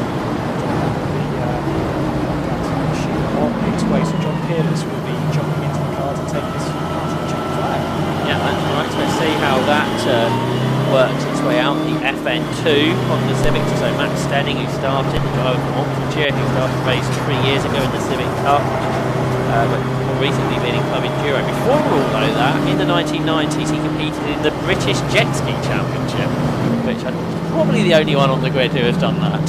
So that's waves in that competition, that's for sure. That's Matt Stenning then in the Honda Civic Type R FN2. He will hand over to John Peerless for the second half of the race. Yep, that's the pit stop as well underway then. So it is Joel Oswick then is at the top of the order on our timing screen. Simon Major in 2nd place, and then it's Chris Bialik rounding off the top 3. That's overall and in Class A. In Class B, Sandro Balestros in the number 1, currently running 10th overall, leading Class B. 2nd in Class B is Michael Downey in that Porsche Boxster. Rounding off the top 3 in Class B is Ryan Bensley in that Honda Civic Type R. They have already stopped into ahead in the B class and have not stopped. And then in Class C we have Sam Dennis leading ahead of David Connell. Rounding off the top 3 is Michael Cooper. All of the top 3 classes still yet to stop. Yeah, that's right. So that's still sort of status quo, isn't it? And you'd think that would close that gap right back up between Sam Dennis and Dave Connell. I think for Michael Hooper, he's got caught the wrong side of the safety car, so he's going to go the best part of a lap down, and that's how it works out in the classes sometimes. Although, if we got a wave by still to come, we might do. I think that's actually the Hooper car that's behind the safety car, not the overall race leader at this stage, Joel Oswick. So the safety car will go past that instance being dealt with for Tom Collar. Such a shame for Tom, the driver from Dover. He started racing back in 2007 after competing in the the Super 1 Senior TKM Karting Championships, but he raced in low cost. He twice finished 4th in the championship, and with Nick Selby, who he raced with today, they won the Team Challenge 10 years ago. And Tom went on to win the M3 Cup, the championship in 2018.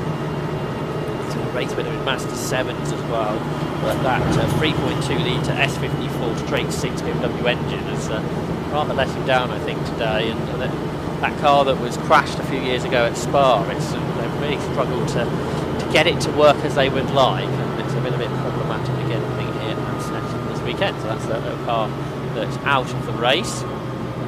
So the cars continue on then behind the safety car at this stage into the second half. So almost like a half-time stoppage, this safety car period. An unintended half-time stoppage, that's for sure. Yeah, half-time here at the Club Enduro Championship, of course. But yeah, as you were saying earlier, this safety car, the fact that Scott Parkin pitted in so early, has pretty much when the window opened to not only sort out the car, but to undertake the 3-minute mandatory stop. As you said, now the safety car is out there, it brings him to within a lap of the lead. And 2 laps. So is he hoping for a wave by here? Let's have a look. Yes. Yeah, so the safety car hasn't caught the lead, it's caught, I think it's the Michael Cooper Mazda. Oh no, so it's the James Manchester Mazda rather. So yeah, there's multiple cars behind the safety car who are not the race leader. So it's kind of car that's come into the pit lane. Perhaps that's been in there a little while. That's 481 Ed Christie and Andy Gay. But before the safety car, but yeah, Scott Parkin is just ahead of the overall leader behind the queue, isn't he? So he's hoping that there will be a wave by here, like we had in Road Sports yesterday.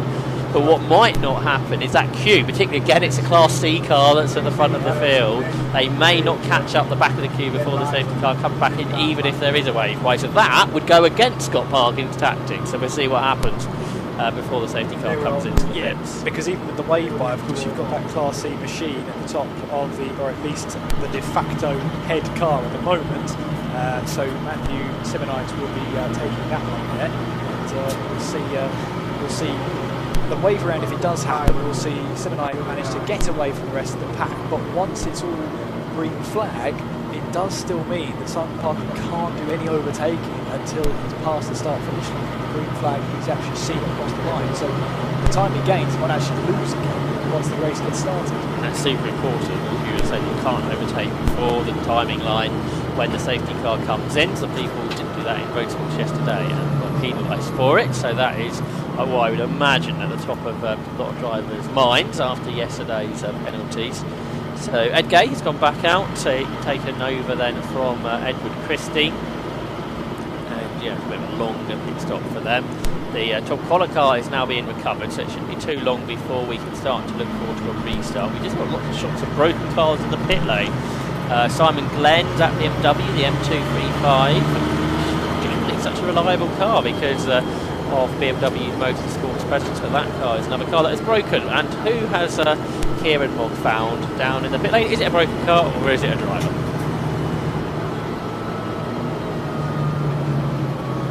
Well, we're down here with a Stricken 168 and the driver, Simon, you just said it was driver error. Can you explain to us what happened? Yeah, I started with I got into second place, I think, and just around the back, that's the hairpin, about the fourth lap. I went a little bit too hot, the car spun, went on the inside, ramped over the curb, just missed the barrier, and then I carried on 15 laps from the car spun, and the trailer started, so I turned into the straight, which I can't call it by, and was tight at least, so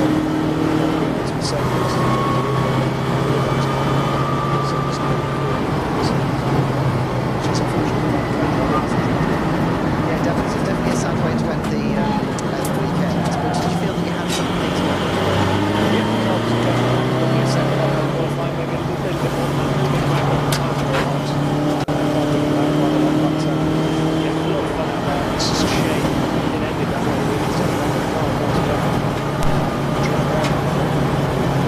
Some confidence going into the next round. You have that race. I'm going to let my co-driver start.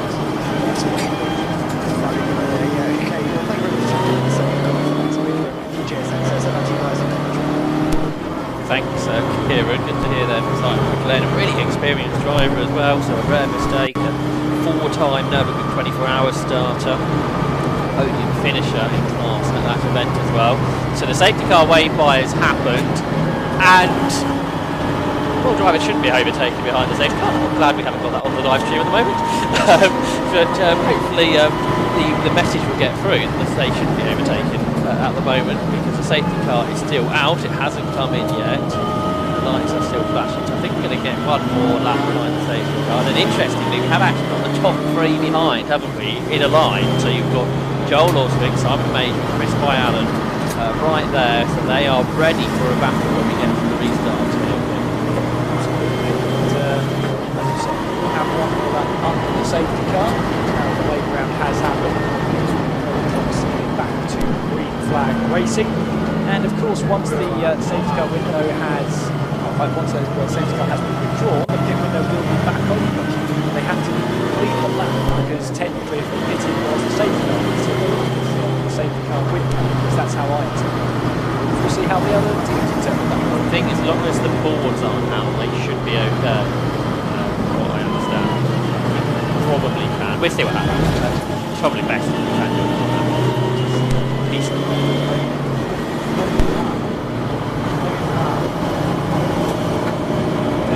Set cracking. So that's drama for someone we thought might have just judged the strategy pretty well. John Taylor sending the save back into the pit lane in Honda Civic Type R. See there. James Stack, sometimes race drivers, sometimes wisdom communication managers just describe it, and I think the regulations, one of the team perhaps talking about when the safety car comes in, can they follow the safety car into the pit lane, which we were just wondering about. So it hasn't seen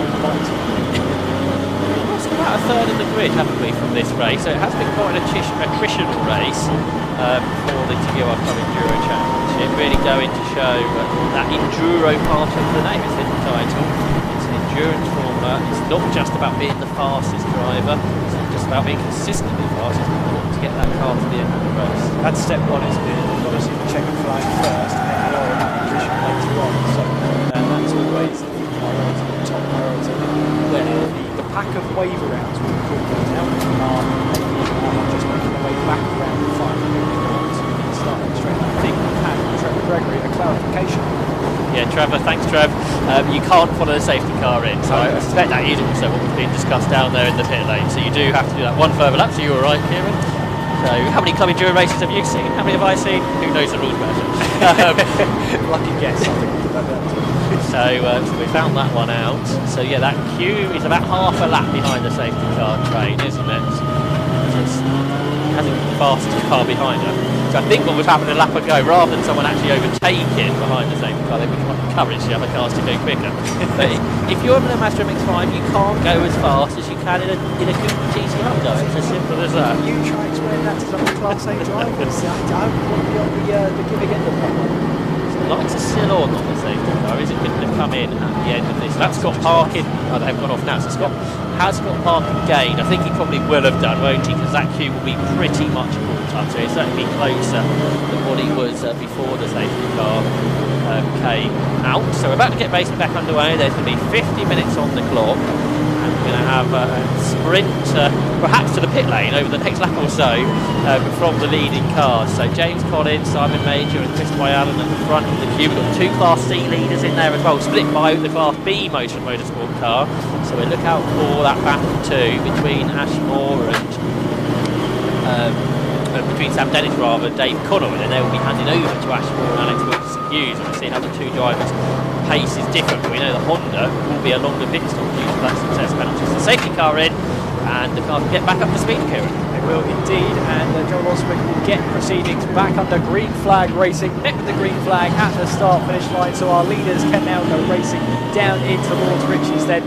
Joel Oswick ahead of Simon Major at the moment, and we have a bit of battling going on between the 2 Civics. That's the 83 machine, that's Ryan Bensley, who goes up the inside of the 195 after Sam Dennis. And then we have the Class E battle resuming here. Dave Connell looking to see if he can try and pass the 195 Civic. He's up the inside, gets the braking spot on there, and on the restart Dave Connell takes over the Class E lead. Good area, Dave, back to the front for Dave Connell. So this is great to see, this really competitive Class C battle between the Mazda MX-5 and the Honda Civic. So they get to Palmer, the rest of the field are getting the green flag at the line now. So for Darren Ball and Luke Browse, they will get back up to speed, and amongst all of that will be Scott Parkin. So Scott Parkin in 11th position, so he's about a lap and a half behind. A lap is 2 minutes, pit stops are 3 minutes, lap and a half, but you've got to trundle down the pit lane too, so it's going to be tight I think after the pit stop, but it might just now be advantage Scott Parkin. Might be, also Joel Oswick has that penalty to serve, that's the success penalty to serve as well, and it's handed over to James Collins for the rest of the race. As I think we're going to see, as you said, a sprint to the pit lane at this point, because for most of these teams in the order, this is their first opportunity now to pit in once the safety car has now been withdrawn. So we'll have to wait and see who takes the bike. Pit windows open for another minutes there, 30. 2 Cupras themselves together, 5th in the race, not far behind the Mallock Pinyagard, the former single-seater racer, racing at 1,000 previously. So they go out onto the back straight as the race leader comes across the line. So Joel Oswick does 32 laps, and as everything's cooled down, he's just done a personal best lap at 2 minutes 3.777. Chris Allen is second now though, because Simon Major has come into the pit lane. As the pit window is back open, he will come in to hand over to Justin Middleton. He's not the only one, Matthew Hampson is in too. He will hand over to Andy Schultz during their pit stop, which is all going. Now I wonder if Darren Ball and Luke Browse will also consider pitting at this point. Browse, a bit of a slide on there out of the pole, which is quite interesting. Tap on the brakes as he goes into Coram Curve. One of those tightens up, so you have to keep reducing the speed all the way through the corner, then dramatically brake, go down the sequential gearbox through Murray's and out of the corner. They will not pit, they will continue their battle.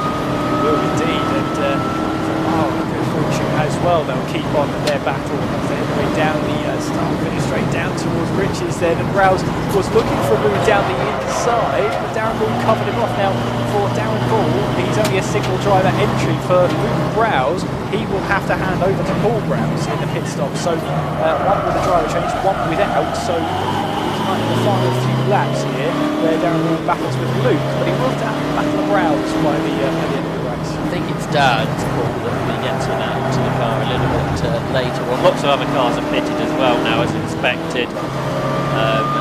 Sam Dennis, who was in the Class C lead battle, he's in. Alok Pinyagard is in. Sandro Ballesteros, Matthew Stockford, Matthew Simonite, Michael Hooper, Michael Downey, and Sandro Ballesteros have pitted. They can see the 82 refueling the Capture Motorsport Cupra, which was started by Alok Pinyagard, and then Ben Williams, I think, over the car. He will get in for the second part. And the 82 car then has had a consistent first couple of rounds.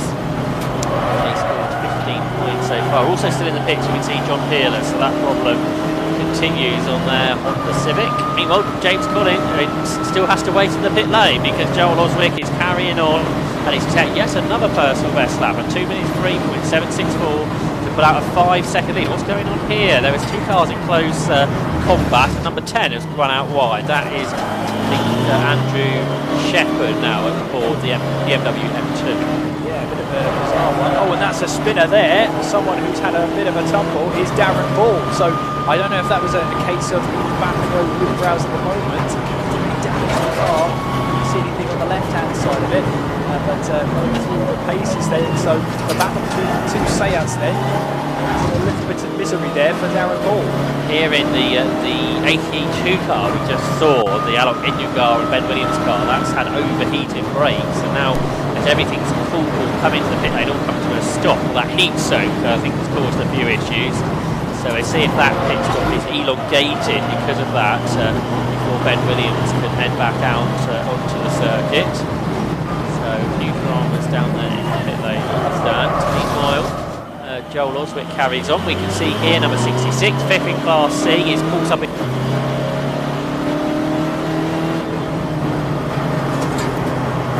a 318 Ti chassis. So that car is continuing on up to fourth in the class now as Matthew Simonite is pitted to hand over to James Mansell. Johnny Hayes though out of the car, who's to celebrate birthday next week. Sabiani into that car. Number 66, the driver from Shropshire, who finished second in the championship 2 years ago. So we're into the final 3 quarters for now, so it's the same length as a road sports race to go. Well, I wonder here for Joel Oswick then, he's at the same personal best right now. He is the quickest driver out on track. So that's for Joel here to say, look, the team say you're quick, Joel, stay out in the car right now and see if you can build a gap to everybody else. I think that was the plan at Croft. Joel Oswick did a lot of the driving. He's now set the aimshop.com fastest lap, which I don't think we've seen one since the first lap of the race when Alan Henderson set a quick one. A 2 minutes 3.426 for Joel Oswick. Fuel going into the Sandro Ballesteros and Bobby Trundley car. You can see some assistance on the team, Brit on the team that helped to run the race with autism Audi TT. The two youngsters, Sandro Ballesteros, I think the teenager, GT driver Bobby Trundley will get in. Meanwhile, Simon Major, who's handed over to Justin Middleton, are a minute behind Scott Parkin, so that is the advantage. Scott Parkin, by making the early pit stop and having the safety car he's had, does this mean that Scott Parkin might be looking for win number 2 of the season? Yeah, it certainly worked out that way so far, and Scott Parkin will be delighted with how that strategy has gone to play. Meanwhile, we're seeing into the pit lane then, the number 22, so Luke Browse has brought that car in. He's going to hand that over to Paul Browse to finish off this race. So into the pits there as there's that debris that I spotted earlier on. It is on the outside of the first corner of Rich's then.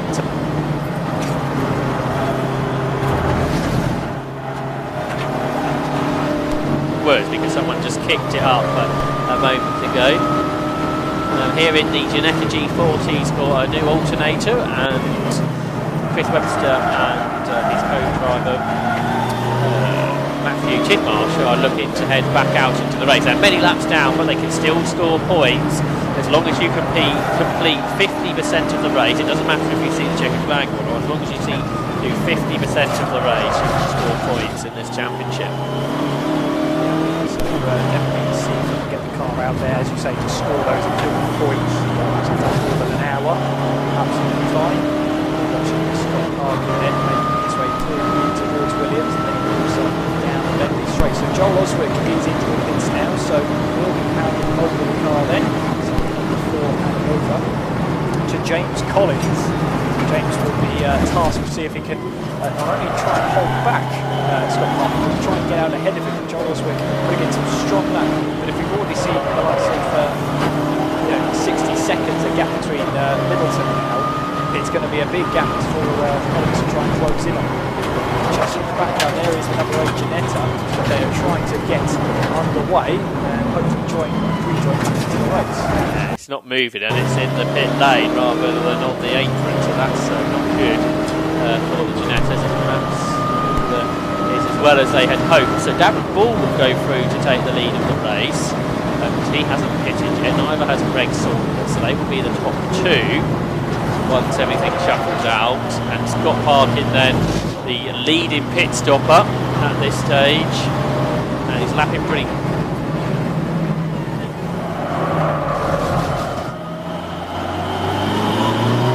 Push that Ginetta. I think 4 or 5 of them pushed the Ginetta, trying to get it out of the way, because obviously it was in the way of some pit stoppers. So they've just pushed that car further down the pit lane now, so they're a little bit more out of the way, but they're hoping they can start that car and rejoin the race with that new alternator. We'll keep an eye on it, of course, and see if they get the progress. With the pit stops in the classes,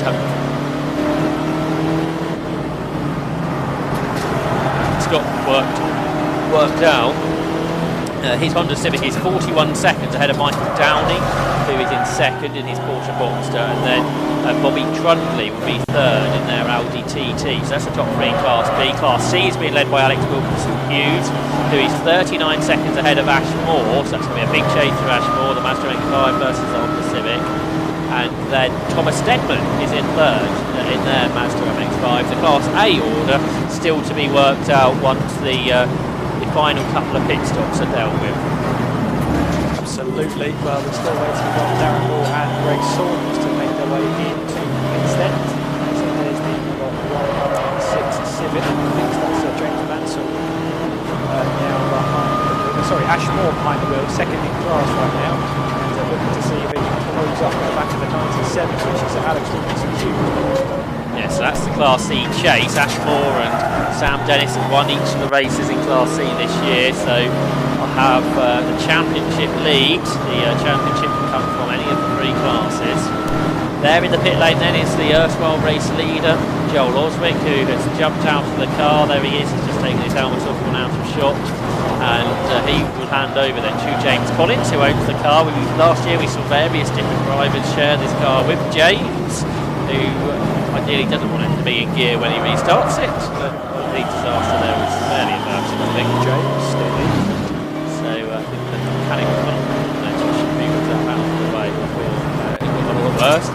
And out of the pit lane then comes Simon Mason. So where is he going to work out? So Scott Parkin is our leading stopper, and Simon Mason comes out ahead of Justin Middleton, I think. And much closer to Scott Parkin too, 29 seconds. So obviously it was a slow stop for Simon Major and Justin Middleton. So the leading pit stop is Scott Parkin, second is Simon Mason, and then in third position will be the Browse family. So they made a good stop. So Luke Browse, should be called Browse, shouldn't it? Up in third in class. Fourth is James Collins, who's just taken over that car. Justin Middleton then has dropped down to fifth, I think, out of the pit stoppers, but we've still got to factor Darren Ball and Greg Saunders into that order. Yeah, Greg Saunders has just brought the car into the pits as well, so in that same currently sitting in the pit lane. So really we're just waiting for Darren Ball to make his way into the pit lane. He's not want to serve a pit stop just yet, so we'll keep an eye on that pit lane entry. I'm sure we have 37 minutes left, so there's still 22 minutes left. So 22 minutes left on the pit window before it closes, but you don't want to be caught out because there's a safety car late on and you haven't made a pit stop. You don't want to be caught out because the pit lane will be closed and you won't have made your stop. Yeah, don't make it too late. Is that a black flag going out to one car? Or is it black and white? Well, black and white on the screen in front of us. It looked like a black flag that was being shown by our start line marshal. Are you creating? It's the 24th, it was. Yeah, stop go penalty, number 24, I believe. Is there a 24? No, perhaps I didn't see 24. Perhaps I didn't see that quite as I should have done. But there's certainly going to be a stop go penalty for one car out there, so we'll pick up on that when we've got more information. Maybe if Kieran's there on the in the pit lane, we'll be able to find out more information. If that doesn't appear on our screen. Kieran Hoppe, rather than Kieran McKinley alongside me. We're getting news from Kieran Hoppe that they can't start that number 8 Ginetta, so they pushed him back out of the pit lane and back into the paddock. So a real shame. I was hoping that the replacement part would do the trick, but it doesn't seem to be the case. Greg Saunders' pit stop continues. Scott Parkin still pushing on. He's now half a minute ahead of Simon Mason now that Simon's getting up to speed. And so where is Greg Saunders going to feature in this order? Can the Browse family get their first podium in Club Enduro, because they are now the third of the stoppers, with what I think could be Paul driving the car now. And then James Collins 7 seconds behind, so that is the chase for a potential podium. And now Greg Saunders in the AMS Motorcycles Cupra is about to get back into the race. The Capture Motorsport team sent him on his way. I think they're slotted just behind Justin Middleton, who accelerates through. But there on our screens we can see Scott Parkin, who played the strategy. They've been in the Club Enduro Championship for a while now, and they perhaps just understand how that strategy works, the Darkside Developments crew. And because they've got a big fuel tank in that Audi TT, they can make that early stop, and that may well work out. The fact that I didn't see it before, so the fact that he was able to run the same tank of fuel is pretty impressive. The fact that it would have affected the performance in the first half of the race, especially the first half an hour or so, because if that's a full tank compared to others that might be running half a tank or maybe slightly less in order to take on fuel at the start, so they would have lost time out on the track. And without refueling, of course, that could be taken into account of your 3-minute mandatory pit stop. So they were happy to run the whole race on the same fuel. Almost for somebody who did it. Let's stop the start. Yeah, but it's a small loss you make from the extra weight gain from having a good open strategy call, which should help them out. The Williams Motor Company Cooper's in the pit lane now, and let's sort out that for Darren Ball, who's brought that into the pit lane from the lead of the race then. Darren, who was on the podium last time out, I think, at Brands Hatch. So that will be refueled, so that needs a bit more fuel in to go the final half an hour or so. This should give Scott Parkin the lead, not just in theory, but in reality as well on our timing screens. There definitely is a black flag that's being shown next to a single-digit car number. There's not many single-digit car numbers in this race. There's only 4 of them, so and one of them's in the pit. Lane. It's number 8. Ryan Parkin to the right side. They didn't start this race, so that now is down to 2. And we'll find that right out. Quite obvious that the car comes into the penalty area, which is at the end of the pit lane here. So we're waiting confirmation of who is going to get this stop-go penalty.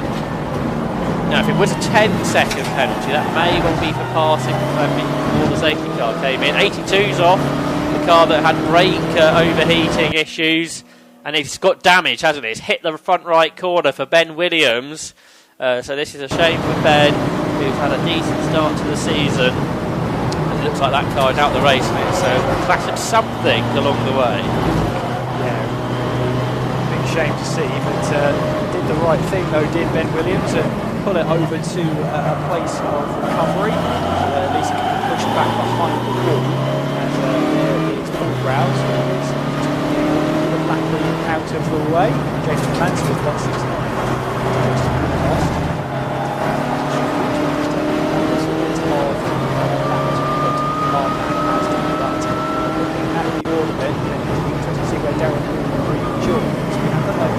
Greg Saunders rejoining in 7th place, so I reckon he's not far away from that. 7th place for Greg Saunders. He's now 6 seconds away from just the So Scott Parkin's head through then and leading on our screens by 34 seconds from Simon Mason. And this is going to be the battle for 3rd that we can see on our screen now. So that is Paul Browse being caught by James Collins. Well, he was on the last lap by 1.5 seconds. The gap was 6 seconds. The new gap, as they come up across the line now, Browse to Collins, is it less than 6? It's still 6, so same lap time from the pair of them on that lap. They weren't overly quick though, both of the 2 minutes 11s. So I wonder if perhaps the likes of Justin Middleton and Darren Bull when he gets back going, whether they've got the pace to chase those two cars and battling over third and fourth. Absolutely. And it's all down the order, of course, because it's still in the pits then. And through goes Justin Middleton down into the Richards. See where Greg Saunders is as well. So rolling down the pit lane, here's Darren Bull now exiting the pits then. Where will he join? He's going to rejoin. That looks like 6th place to me. Sorry, 7th place. So he'll rejoin behind Greg Saunders. A bit of a mission on his hands now to try and catch the back. See if we can just keep the battle, although it's a slightly different car. Yeah, that's right. For Justin Middleton, he's 4 seconds a lap quicker than the two cars ahead on the last lap, so it is on if he can catch those two ahead. He's 20 seconds behind, but at 4 seconds a lap with 30 minutes to go, that is certainly a possibility, so we keep an eye on that. There is Greg Saunders, who just come out of the pits, so he'll have to go in 6th, and there is Darren Bull after his pit stop. He is in 7th. And ahead of Andy Shepherd, who is in 8th position. Oh, the Giannetta's on its way.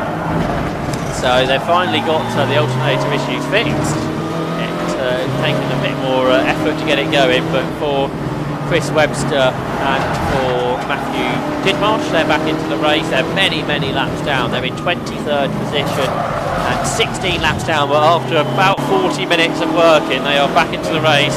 And now on a mission to try and score points. Yeah, it's just get this car to the checkered flag. That's all that's left now to see if they can do that. So it should be Matthew Tidmarsh who got down here was the second driver, so it should be Matthew behind the wheel. And I've just had from Kieran down in the pit lane, it's number 4 at the black flag. So that's James Collins and Leon Oswald in the BMW M3. So they are the team that got the flag. A load of penalties come up on my screen, and they are crucial penalties. The car in 3rd place, the Luke and Paul Browse car, is going to get a 3-lap penalty. So that's a very serious penalty. I think it's for a pit stop infringement.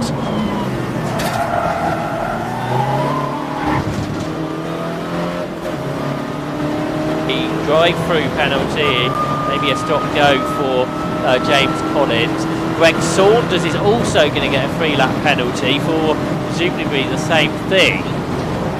And then there's a track limit penalty of 5 seconds, so rather less crucial for Rob Fennick and Andy Shepherd. That's rather a smaller penalty. The car that's in 3rd place on your screen, when the race finishes, it will be deducted 3 laps. So that is going to take them obviously way out of contention. And this first podium for the car that you can see on your screens now has absolutely gone away from them.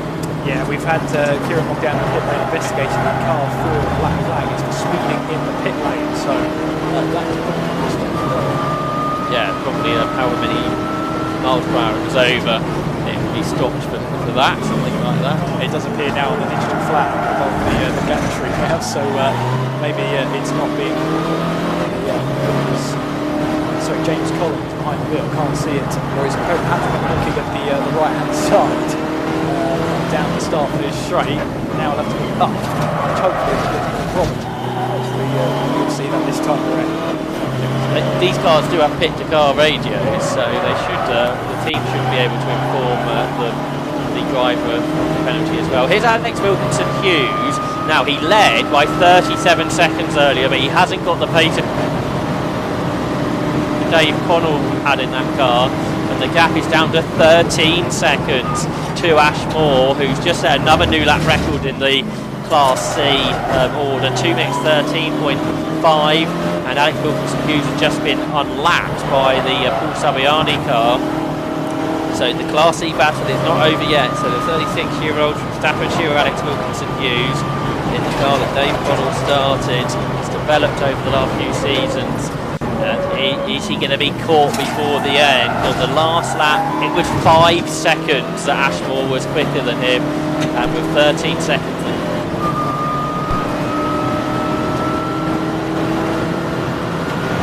RC lead may well change, I think, before the end.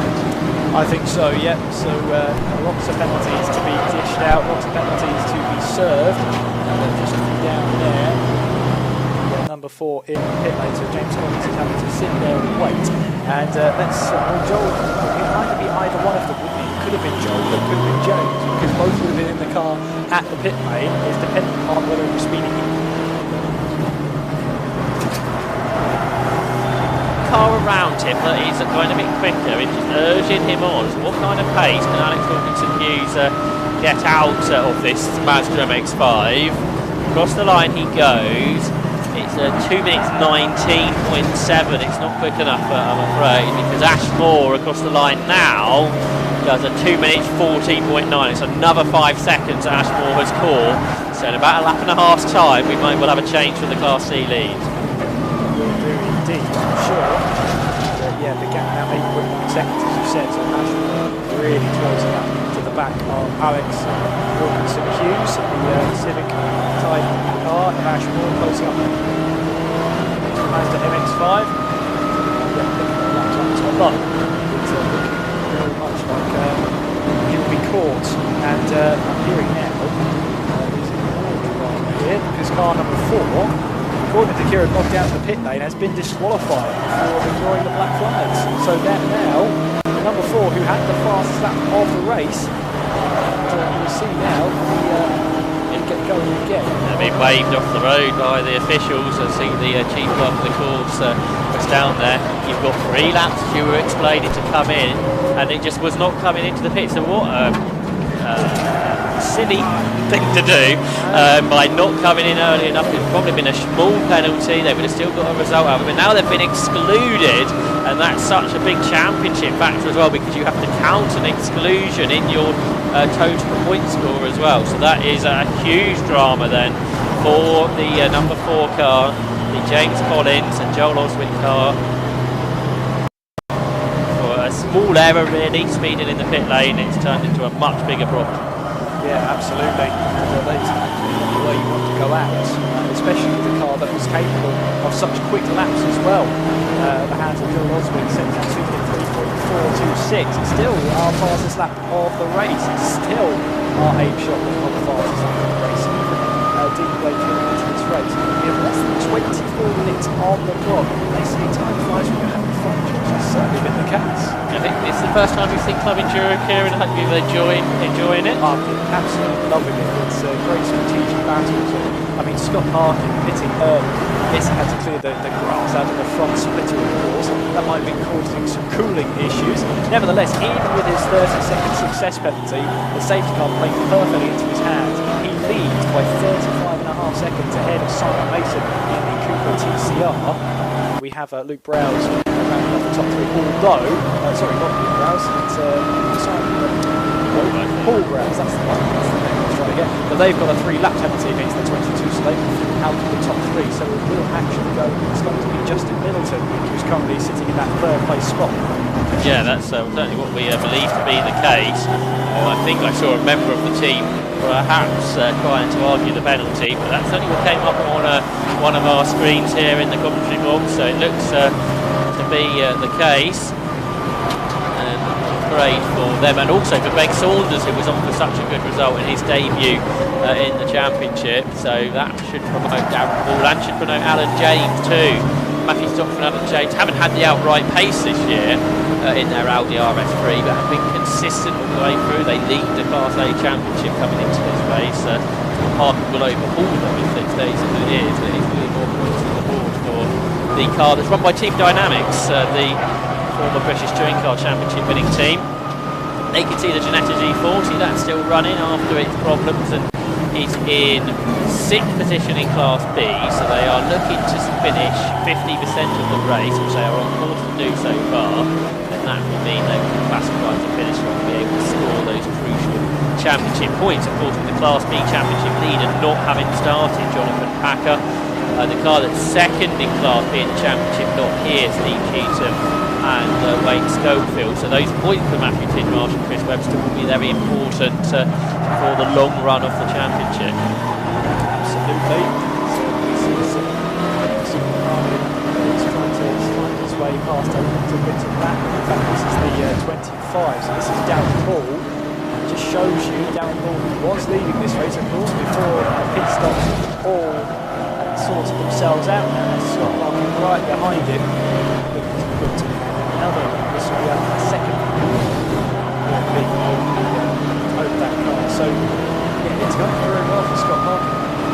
Ritchie's are the two Class C leaders almost together now, so I'm not sure if we'll be able to pick up on that. Just going down towards the hairpin. Alex Wilkinson Hughes has almost been caught by Ashmore now. The gap is 1.6 seconds.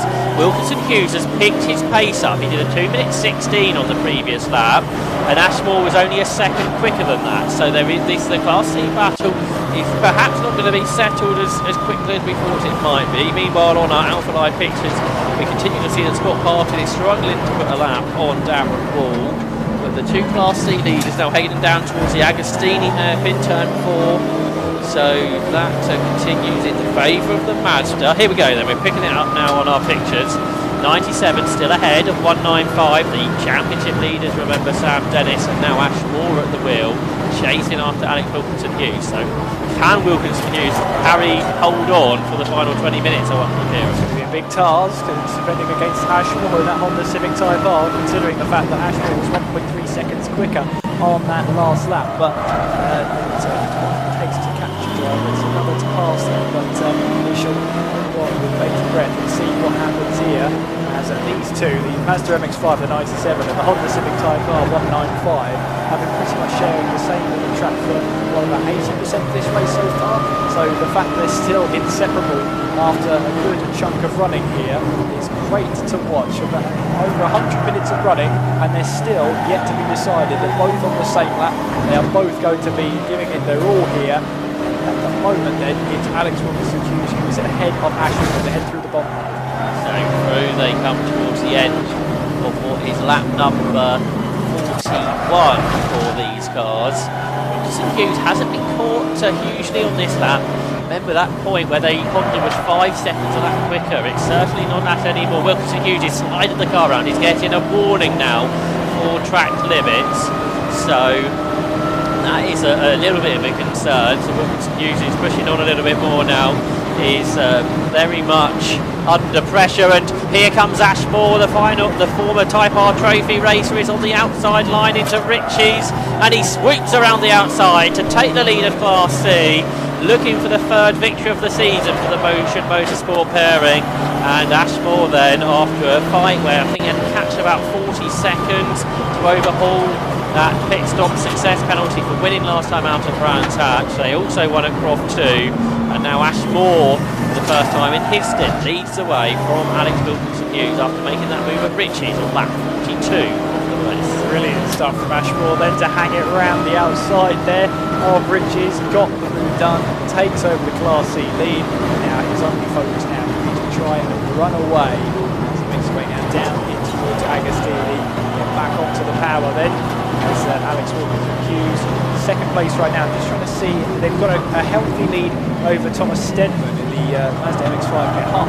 So it will just be a case now of second place is a pretty good result. But Ashmore's go right round the outside to take on the lead of the Class C. Yeah, this season Dave Connell and Alex Wilkinson Hughes have had a second in Class C, so it looks like they're probably on course for another one. They sit fourth in the overall standings coming here to Snetterton.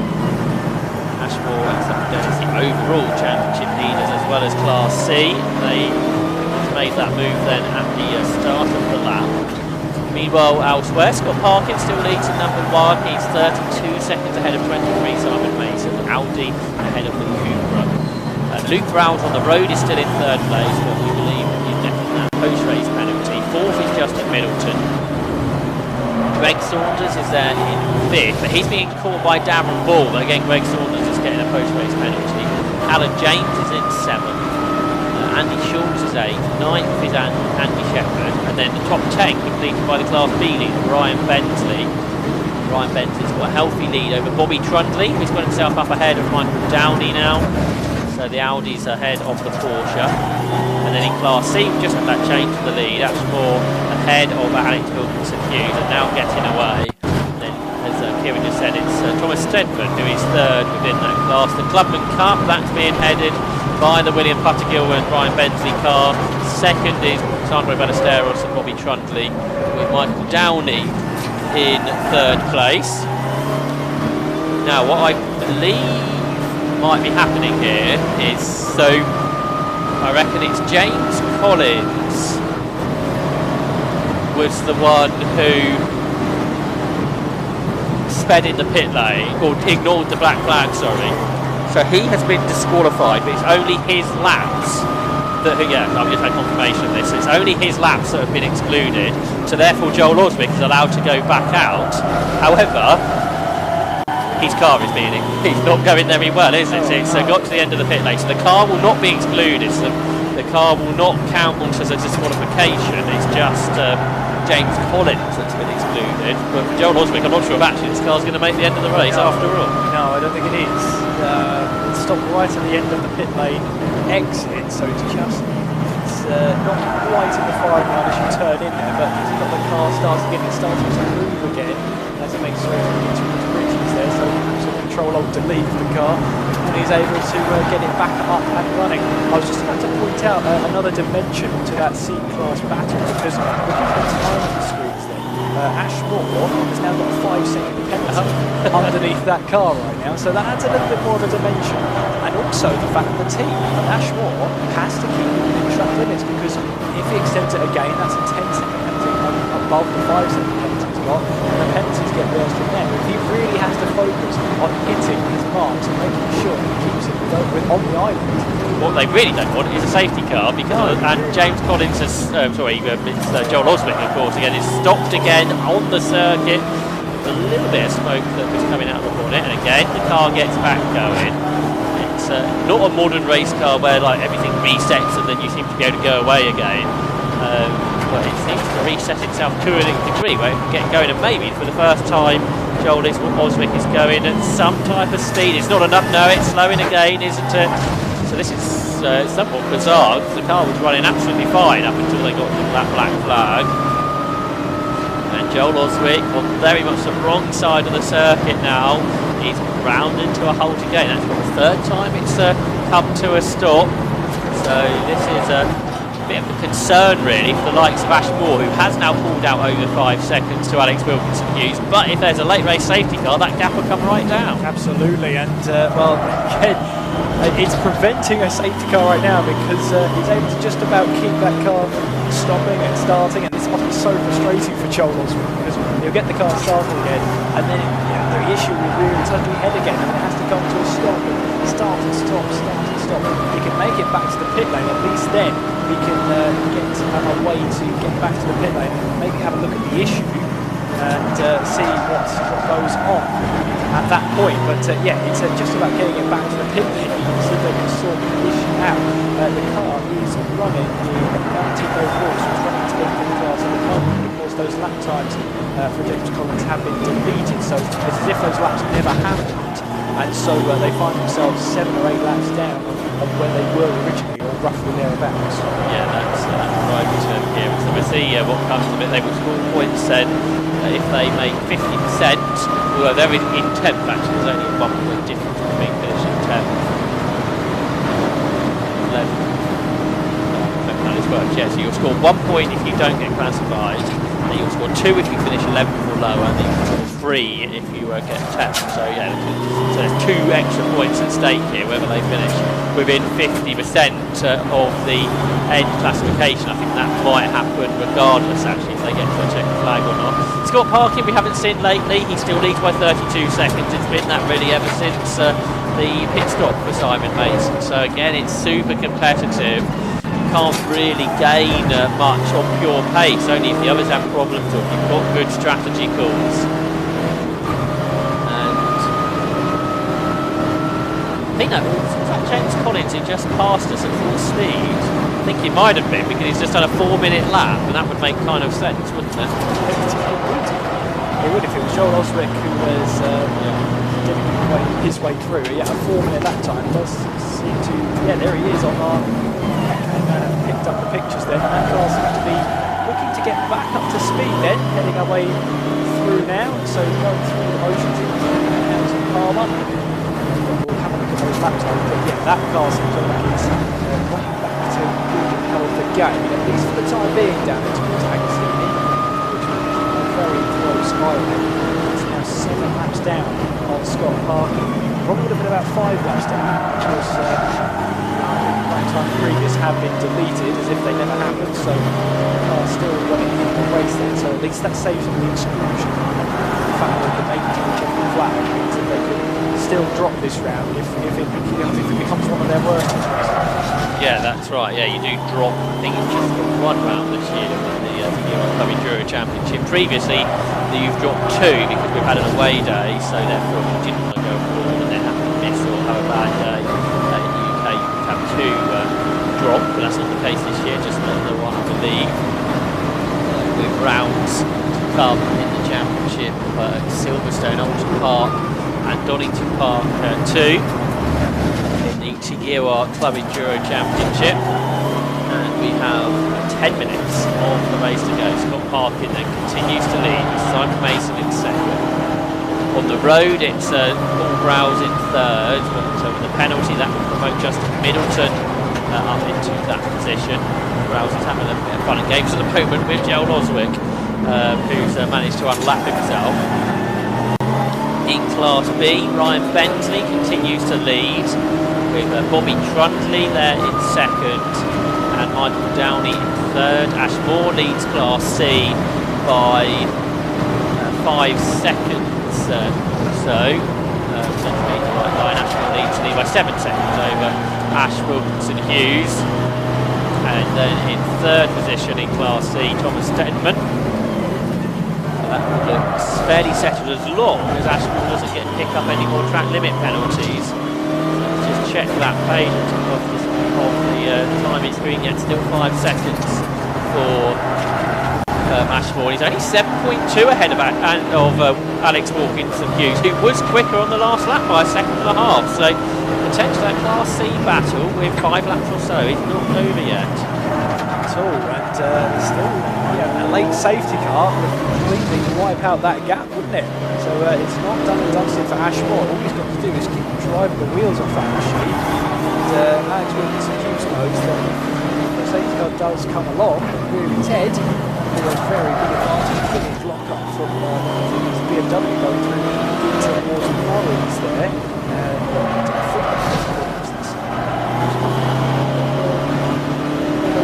black BMW was a big lock up there, so Senna's been pushing hard as he makes his way through down to the bushes, but got away unscathed. I say a little. Just picking up our Class C leader there, and just got an idea of the gap. You can see the Mazda in the background with the Honda in the foreground. Ashmore 7.2 seconds ahead. His last lap at 2 minutes 16.9. Alex Wilkinson Hughes on the same type of pace as Dave Conner in the first lap, 2 minutes 15.4 last time round. And actually, just been lapping, hasn't he? The third place car, Thomas Stedman. So I wonder if that's what's just held the pace back for Ashmore, having to lap a similar car. And just up the road there, the 5th place car in Class C, which is James Mansell in the OnlyFans-backed Mazda MX-5. But let's have a look at the gap then between the 2 Class C leaders. It's all about the gap now with the 5-second penalty. So Ashmore does a 2 minutes 15.0. That's a better lap.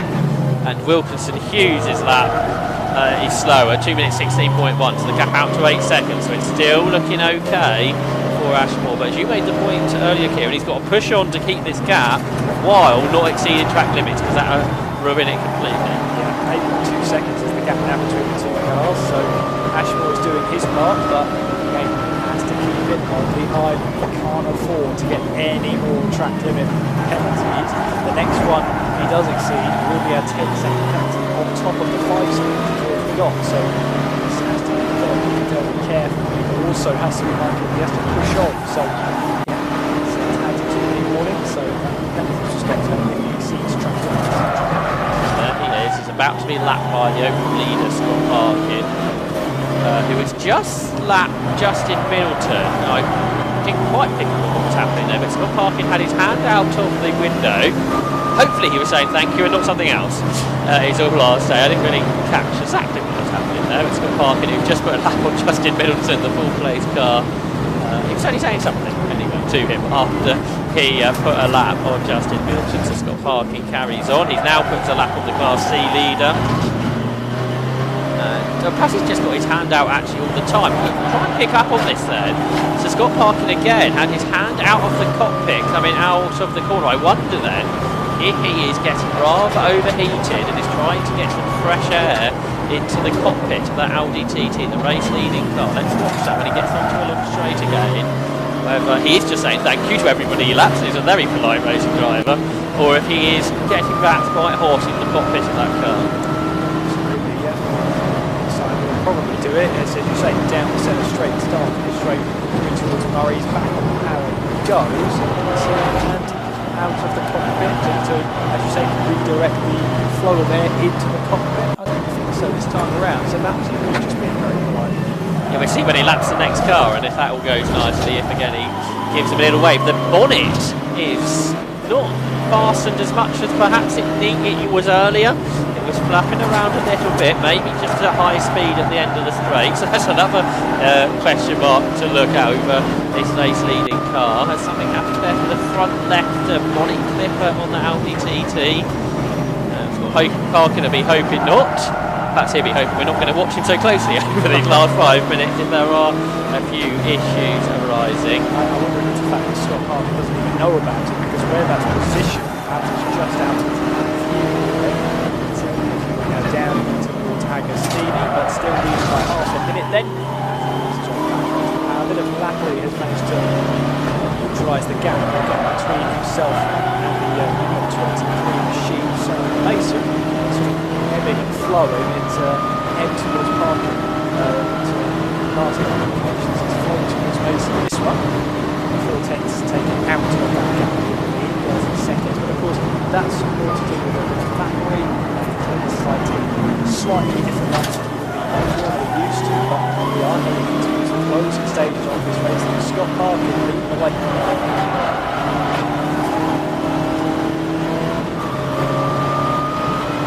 A second quicker again than Ashmore, so the gap is 7 seconds, take 5 away, 2.3 seconds is the gap between the two Class C leaders in reality, so that is still on over the last couple of laps or so. It'll be 2 laps to go then for Scott Parkin at the end of this. We haven't seen his hand out of the cockpit again, so I don't know really what's going on there. I don't think I was watching that.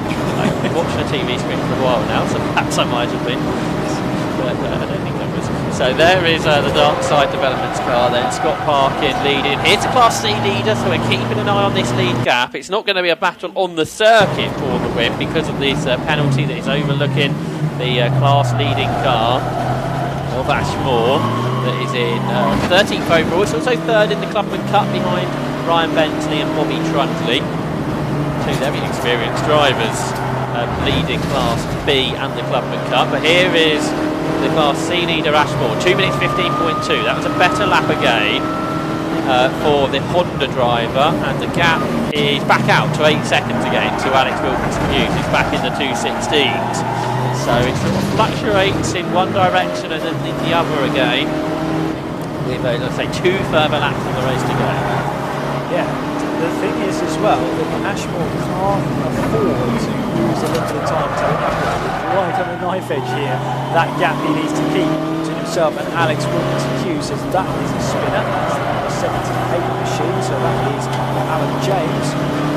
That spin wasn't just exit stage right. That was he's managed to get it between the armload barrier, so it's just about out of the way.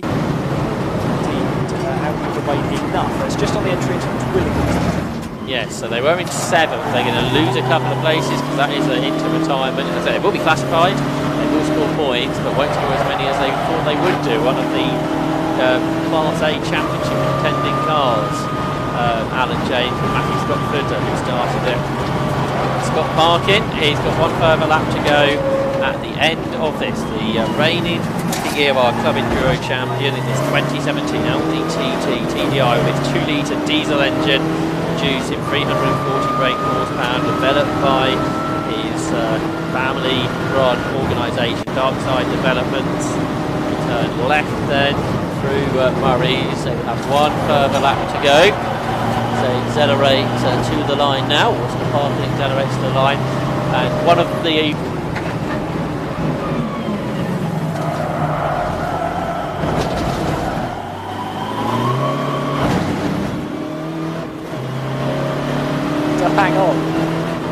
the front left bonnet pin seemingly giving way. Hopefully the other one is pretty strong, and he can continue on, as you say, leading by about half a minute over Simon.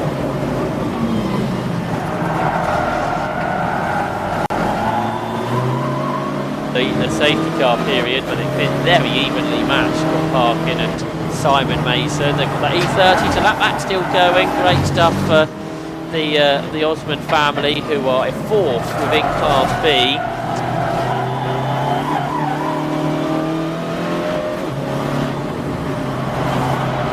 So you don't need just 21st century cars to compete in the Tigua Club Enduro Championship. Older cars, everyone's welcome too. And here is Scott Parkin. Yellow flags with the Alan James car.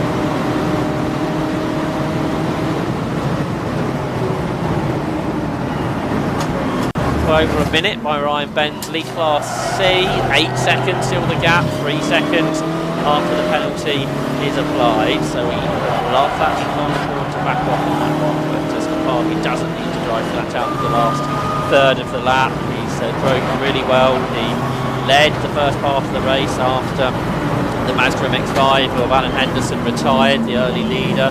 They made that good team call to bring the car in, get the success penalty out of the way, only dropped one full lap down, not two, which was so important when the safety car came out. And then they were able to cycle through to the front during that pit stop window through the second part after the safety car, and then Scott Parkin has drove consistently ever since then, and quickly as well. And Scott Parkin wins back-to-back rounds of the Tigua Club Enduro Championship, and he wins here at Snetterton by about half a minute in that Darkside Developments car. Then we will wait for the class battles to be decided too. The 3 lap penalties have been applied on our screen now as well. So Justin Middleton has moved up to third. He's taken Class A in third place, and Darren fourth. They've both taken the flag a lap down. Here is Ashmore. Is he 5 seconds ahead of Alex Wilkinson Hughes? Is that penalty still 5 seconds? I think it is. So in reality the gap was 3 as they started the lap. We wait 1, 2, 3, 4, 5 seconds. I think it's more than 5, isn't it? So Ashmore and Sam Dennis win Class C, but only by 2.7 seconds. Alex Wilkinson Hughes was pushing on. He set his personal best lap on the very last lap, but it wasn't quite enough. But great to have a super competitive Class C battle here at Snetterton. Meanwhile, we wait for the Class B winner, who hasn't come through yet. So Ryan Bentley with William Puttergill will take back-to-back victories in the Motion Motorsport Honda that blew up in such dramatic fashion in the opening round of the season at Croft Circuit. But Ryan Bentley joined the team at Brands Hatch. Ever since then, it's been race wins all the way, and Ryan Bentley takes the flag, winning Class B then with William Puttergill. But Class A, that went the way of Scott Parkin. Second to Chris Byallen and Simon Mason, 31 seconds back, with Simon Major and Justin Middleton third.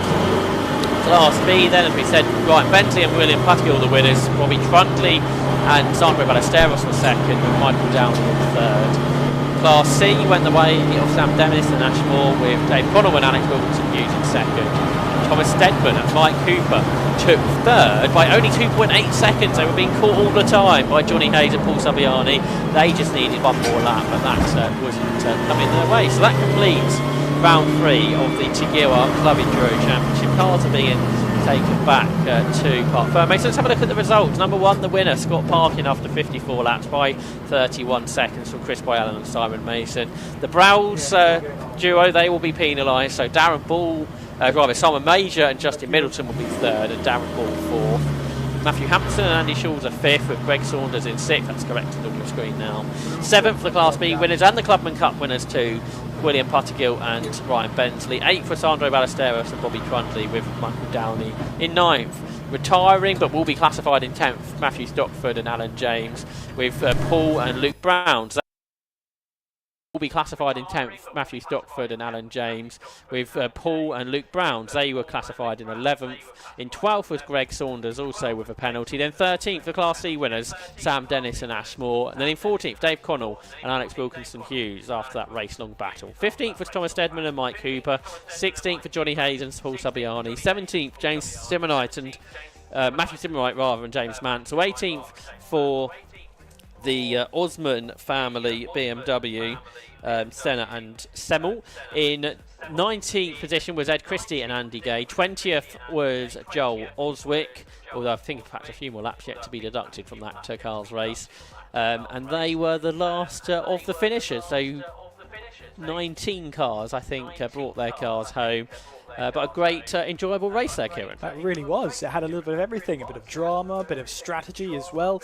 Yeah, really, really enjoyable watch on that one. As, obviously the Class B battle was decided by, I think, about a lap there. Scott Parkin decided by 31 seconds. But, yeah, a race against the clock, though, for Class C, because, of course, that Ashmore penalty really brought that back into Alex Wilkinson-Hughes' court then. So we thought that Ashmore had got the move done. It was done for the lead of Class C. Then the 5-second penalty came, and that sort of turned the race a little bit on its head, but Ashmore did well to keep it on the island between the white lines and win the race by what was then 2.7 seconds once the 5-second penalty, the 195, was applied. So yeah, it was a race that had a little bit of everything. Yeah, that was good stuff, very enjoyable from the TDI Club Enduro Championship, which has sort of its summer break now. It will return in August at Silverstone. In September will be Oulton Park, and Donington Park will round off the season this year in October. There's a number of cars that have got to be picked up by our recovery teams around the circuit after their various different dramas during the course of that race. As I say, we lost about 10 cars, although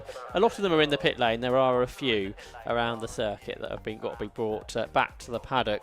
Here at Snetterton, we have got 3 more races coming your way, with the Toyota MR2 Championship, the 5 Club Racing MX5 Cup, and the Race Parts Historic 750 Formula Series 2.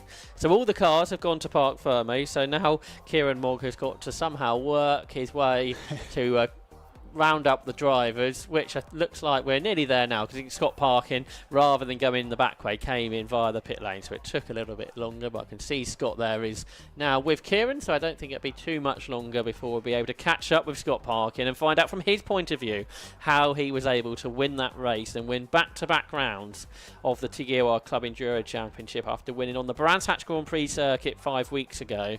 And then here again, here at Snetterton. So let's catch up with him, with Kieran in the pits. Well, we're down here in Parc Fermé. What an amazing race, and what a Herculean effort. Congratulations, the entire stint by yourself. Yeah, thank you very much. Yeah, and we always plan to have an early stint, so an early stop, so a short stint at the start and a longer stint at the end.